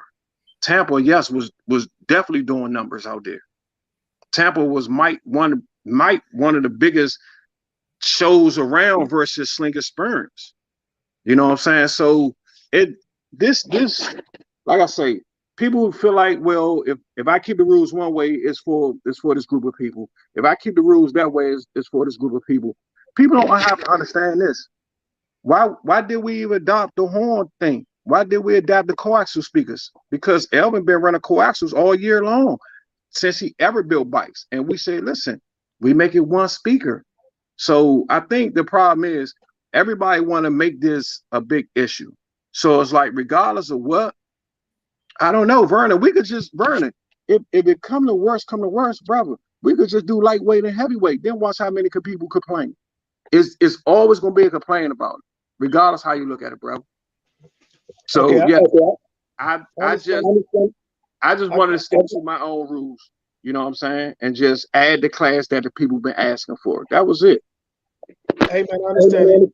So, I just thought I would ask you again because one of the main things people are saying on here is about trying to bring the platform together. If Stan and I could agree on something, believe me, that was amazing. I would like to see you included. That way, possible mergers of events would be more possible. I tell you what, Vernon. If me, you, and Stan could do a show together, the rules could be whatever rules y'all want to make it. So then the ball is in your court. You see what I'm saying? So like I told you, I don't listen. My DC shows are free. And like you said, people don't understand. Like, yes, I don't have a benefit. I don't have a product that I sell, you know, like you say, like you could make all your money on lights and you can afford to give back, right? And that's fine. You know what I'm saying? But yes, me, you're right. I definitely gotta get paid for my time because I take off work. You know what I'm saying? I drive to these things, but my DC show is a free show. If y'all want to all come to DC and we put on a free show, I'm cool with it. Or y'all want to go anywhere in the world, we could put on a show together. I'm open to it. What I would like then is the show that we get all three platforms, according to what you're saying, I would like for our September show, the national championship, so we can all go by our rules. So your guys are welcome to come also. So that way we can have a true national championship and start this every year. We'll host it this year. We'll work out if Stan or one of y'all want to host it next year. My only stipulation in that is it would be nice if when you do it, you have to give the people more than what they're getting at a regular show. But for right now, we'll help you. So let me ask you this. No, let's just do a show. Let's just do a show. All three of us do a show, not just one big showcase show. Let's just do a show that's all of us and we meet halfway and that's it. Well, that's what Atlanta is having. Actually, it's more than that. No, listen. That's the 3 Wheel Showdown show. That you already stated that. We're talking about me, you, Stan do a show. We ain't gotta call it. We could call it a Slingshot show. We could leave it at that. We ain't gotta call it 3 Wheel. We ain't gotta call it SS Takeover. We could just call it. We could call it Slingshot Shit Show if you want. But guess what? You could run the lights, I run the sound, and then we move on. No, we're gonna work out running the sound. That's fine. However you want to do it. Oh, you can run the lights and we'll run the sound. I don't know how to do lights, so I'm not gonna put myself I'll help you. I want to do. I'll help you. Like I say, I'm willing to do a show where it ain't no headliner because I don't have no problem with that. We'll talk with Stan and see if we can get that done. I still want y'all support for this national event that we're doing. We had an event. We had Elvin at your show. We had D Nice there. Supported your event. Yeah, tell D Nice you still owe me a admission fee too. All right, let me jump in here. Let me jump in for a second. Let me jump in for a second. I want to give a thank you to Miss Fifi, Fab Realtor, for a super chat of $19.99. I appreciate that, Fifi. Now make sure, I'm going to say this again. This has been the problem. I'll bring it up again. If the three of us do a show, the expenses on the show have to be. Why is there echo? Me, Fifi. Yeah. Because you got your mic on. I didn't have my mic on. My main heartburn. My main heartburn has always been when doing a show, we have to do it to the degree in which we do our regular shows or better. And the individuals who I partner up with have to be willing to foot a third of that bill. So I'll talk with you and Stan about what we would need to put in the pool together to get that done, and we'll go from there. I don't have any problem splitting it. Hell, I pay for the whole show now, so splitting it 3 ways, hell, that's a win for me. I would love for us to be able to do it. So let's see what we can do to get it done. But we're not doing no penny ante show. You know, we're going to give the people a show. That's always been my heartburn. I'm not going to team up with 3 people and do less than I'm doing as one person. So if Light the Night sponsors an event and it's their event, and by some chance Light the Night sponsors a bike, should that bike be able to participate Here you in go. that event? I'm just asking. No, because I would win. Or hey, better yet, Slinger, we could go through all the competitors, like somebody said earlier. And when it get to me and you in the finals, I'll just go ahead and back out. But we could eliminate the whole field together. Now I want to battle you, dog. Hey, I got a question for Jimmy. Yo, Jimmy, the plug. Can you hear me?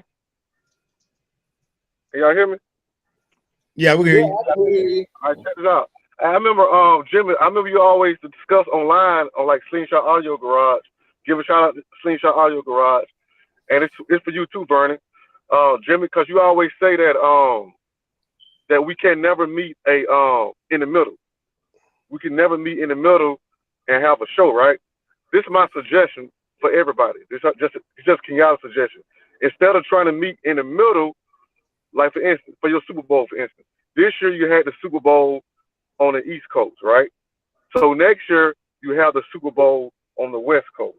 Go back and forth every year. You know what I'm saying? That's why we never have to meet, because it's not a middle. You know what I'm saying? So this year East Coast, next year West Coast, and go back and forth every year. When you say the West Coast, what do you mean? Hey, we are already putting that in the works. We talked with Slingshot Invasion. Kenyatta, it's a Slingshot Invasion. See, Kenyatta, you're not gonna have a group of people go to Cali. That's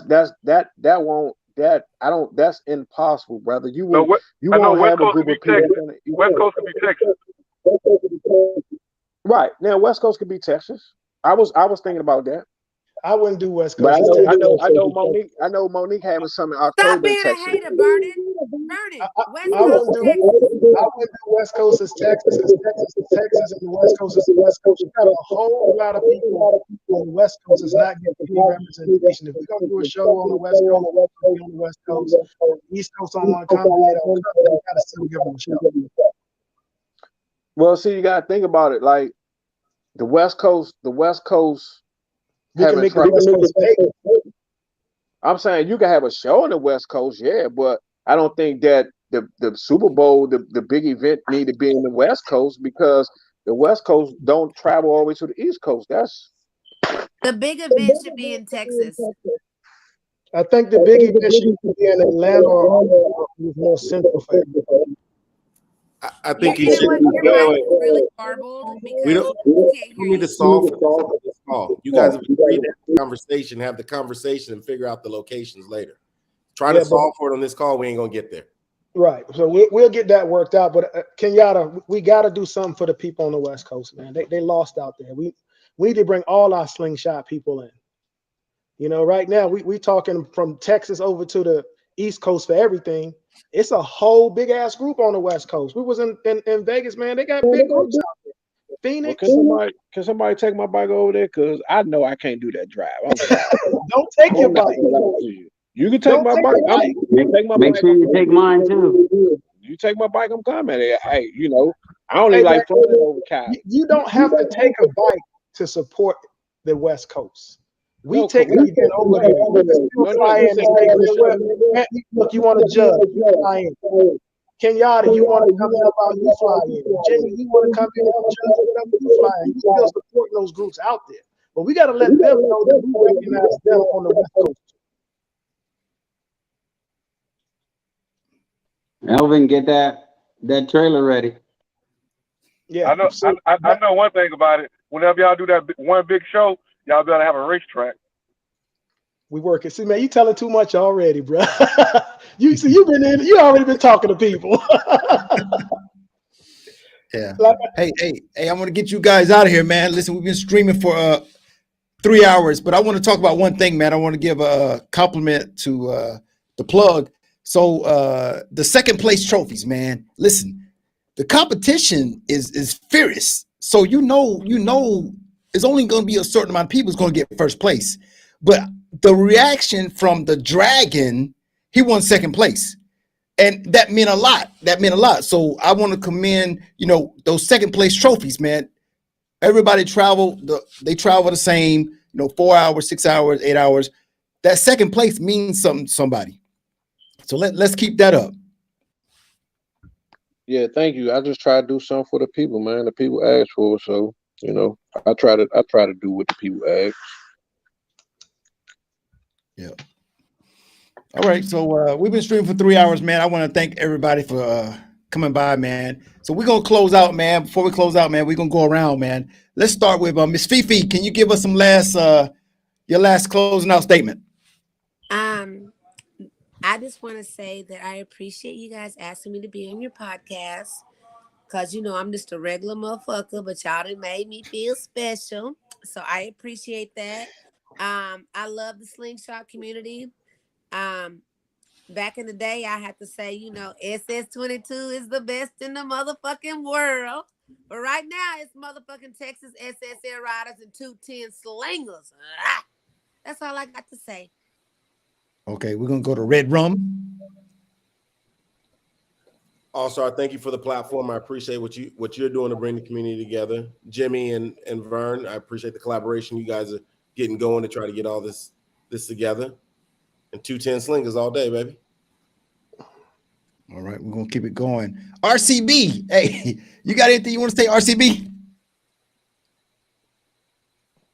Sure. Thanks for letting me be in the platform. My first time being here. I'm just happy to see where things are going with the Slingshot community all around the United States. What Vernon's doing, what Jimmy is also trying to achieve. Thanks to Elvin, who was the one who brought me into this. And I really appreciate it and like the way things are going. I appreciate that Texas love, because that's where I got it from, the first visit out there. And wish everybody the best. Okay. Papa Smurf. Yes, sir. Yes, sir. I appreciate y'all, Star. I appreciate the platform, what you're doing for the community and how everybody get their views off and stuff. And it's a beautiful thing, man. And I also love the way that Vernon and James, man, the plug, y'all able to talk it out, man, and try to work it out, man. Because like I said, y'all major in this game, man, and we respect you. Me, I'm just coming up in the game, and I respect y'all being able to talk to each other and relate to each other, man, and try to, get all that necessary stuff out of the way so we can have a bigger thing in this Sling gang, man. Like I said, I appreciate both of y'all, man. I appreciate everybody on this panel. Thank you. All right, we're gonna move to Elvin. Man, I'll tell you what. If it wasn't for this platform, Straight Up TV, man, I don't think none of us would have had this conversation, though. So I want to really give you a big shout out for that, for creating this, because we're all talking. We're giving people what they want. Everybody's views on everything. So I'm very grateful for that too. It's crazy because Fifi, you a gangster, girl. Let me tell you. Man, she ain't no gangster. I'm gonna tell mama. Man, I'm glad we had mute because I was literally laughing this whole entire fucking 3 hours. These 3 hours don't even feel like 3 hours, hanging with you guys on this platform. So just want to tell you guys, what I'm saying? You guys are awesome and I appreciate it. All right. Slinger. Hey, man, I just want to say, hey, all these OGs on here, man, I appreciate all y'all, man. Like I said, I ain't no OG, man. Shit, I only been in it 4 years. That's it. But I appreciate everybody on this platform, man. Nothing but love. But like I say, hey, no sponsor bikes, no sponsor trophies. Let's keep it 100 at these shows. Come on now. Peace. Y'all see the team? Kenyatta. We're doing sponsored by the sponsor trophy, Slinger. Yeah, straight up TV, man. Hey, like Evan said earlier, man, that we would never had this conversation, man. I feel like this is the best episode. With episode 14, 13, this is the best episode right here because we got a lot. We probably went 2 hours and 30 minutes. We were just kicking the yin yang, but the last 30 minutes of the show with Vernon and the plug on here, man. Hey, I'm happy about it. I feel good about the Slingshot community. I feel good about 2023. And like I said earlier, man, people think it's 3 platforms, man. It's not. If people think it's 3 platforms, y'all need to put them in check because at the end of the day, it's only one platform. That's the Slingshot community. See what I'm saying? So 2023 is only one Slingshot community, man. So I'll see y'all next year. Stay tuned for the Dirty Bird. Kenyatta, that was so nice and sweet. There's only one Slingshot motherfucking family. It's the Sling community. Texas SSR Riders in 210. But yeah, you right. All right, we're gonna move to plug. What you got for us? Oh man, ain't too much, man. Listen, this one, like I said, end of the year. Wish everybody well 2023. I see y'all soon. I'm definitely taking a break right now from it. So y'all won't hear from me until 2023, man. Y'all be blessed. Your ass gonna be on Facebook tomorrow talking shit. Not no Slingshot. You have it. Hey, he going to Columbia, man. There you go. My birthday coming up, baby. You already know. You know it. We see you popping with the belt. Right, we're gonna get Mr. Like the Night. Give us something. All right, look. Everybody cut their mics down. Mics on mute. For the Slingshot community, I want y'all to understand. Jimmy and I, we not enemies. When Jimmy's in the hospital, I call him almost every day. Some days he didn't sound like he want to talk on the phone, but he still answer my call, let me know how he doing. My birthday, he texts me happy birthday. We still 2 brothers out here trying to do something. We have general respect for each other.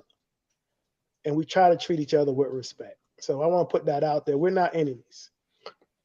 Secondly, I have sponsored and invested in a lot of stuff, All-Star. But I can tell you, I'm truly proud of what I've invested in your show. Because you're giving people an avenue to be truly straight up if they choose to be. This show will grow as long as you keep it real. You report what you see, you film it, you do whatever. Believe it or not, sometimes you will have to report the ugly side of some things, but that's still part of being straight up. Another thing, if people are truly being ugly at shit, when you walk up on the event with your camera out, a whole lot of people gonna get right because they ain't gonna want to see themselves on your show all twisted up. So you keep doing what you're doing. The rest of y'all on this panel, man, y'all are some of the true people out here in the forefront. Like I talk with Kenyatta all the time, man. It is our responsibility.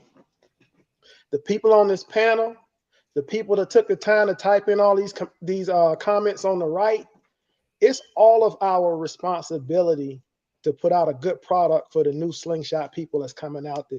Like Dad said, the new people, we got to cater to them on some of this shit. We got to make stuff appealing so that our activity will grow. The numbers aren't dropping at a lot of shows for no reason. We got to listen to some of the stuff these people say they won't. We got to include areas of the country that we haven't been including. We have to be the ones that start all this and stay to the forefront. If not, the sound contest that you love so much, Kenyatta, and I love, and Elvin love, every show is the same damn people. Every show is the same competitors. You damn near know who's going to win the second you do the lineup. That's why we changed the rules so more people can participate in the show at a lower level, at an almost amateur level, so that they might decide to invest in that system after that. My man D Nice, I want to give a shout out to him, man. He's a good ambassador to the Slingshot community. He goes out to other people's stuff and support. Ralph, go to other people's stuff. Go to a takeover. I've been to one. Go to Sling Experience. Go support whatever we doing out here. But also, like I said earlier, have the nerve to tell a person when they're not doing something right. Don't sit your ass on Facebook and tell them they're doing great and something is outstanding, and then you'll talk about them behind their back because you're really hurting the Slingshot community on the whole. If my show is messed up in a way, come and tell me and I will try to fix it. If Jimmy's doing something you don't like, tell him, and hopefully he'll listen. He'll try to fix it. If Stan is doing something and so forth. The Sling Experience, if they mess up on something, let them know. Don't smile in their face and talk behind their back. That's all I got. Solid, Vernon. I like that, Vernon. That's very solid. But people also have to remember you have to learn how to be chief. Everybody can't be a chief. So people have to be Indians too. And that's a problem. Everybody wants accolades, and you shouldn't need accolades, man. This is for fun. We do this shit for fun. Just support everybody. You don't have to like them, but motherfuckers, you gotta respect us out here. Respect Vernon, respect the Sling Experience, respect Kenyatta, respect everybody that's put shit out there because this is our money and our time. We doing this for fun. Y'all don't pay none of our fucking bills. I mean, y'all might pay Vernon bills with that high ass. Yeah, you're right, sis. Leave me alone, BB. You're right. Hey, but y'all don't pay my bills. So when we show up, just you know what? Just respect each other because these are our ideas and this is all in fun. And when it starts being fun and it starts getting messy and you're on Facebook throwing those underlining slugs, be authentically who you are and call a motherfucker out. Stop doing them subliminal slugs. Support everybody. Everybody should be supported here because we all spent the same money to be in this industry. That's as 100 as I can be. You're right, because hey, that's how Elvin and I, when we first met, was like that. We on the Zoom, and I'm laying out how I want the whole stereo contest to go. And I say, "What you think, Elvin?" He say, "Shit, seems like you already made up your mind for your ass." That was our first interaction with each other. Say, Vern, I think you keep calling it stereo, man. What about the light, man? You ain't showing no light. Bruh, I'm gonna tell you something. I'm gonna toot my own horn real quick, Slinger. Watch this. Watch this. This is a good plug for us, Slinger. This is the first time we went a whole year without anything major discrepancy at a light show. True that. Ain't people walk away thinking they should have won. You know, we had one or two little things where we tried to explain it out well. But we got the light show pretty straight. Yeah.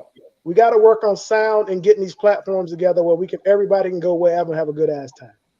Got you, Vernon, are you gonna allow sponsored bikes in your light shows? I'm gonna tell you. Hey, can I start some shit, Slinger? Can I start some stuff? Start some shit, man. But y'all ready for this? It's a lot of it's like you say, people talking behind your back. It's a lot of LED shops out there saying their lights are like Light the Night, better than Light the Night, and blah blah blah. Light the Night should have their own bike, not get credit for other people's bikes. Be careful what you ask for. We have our own bike. No one's seen it yet.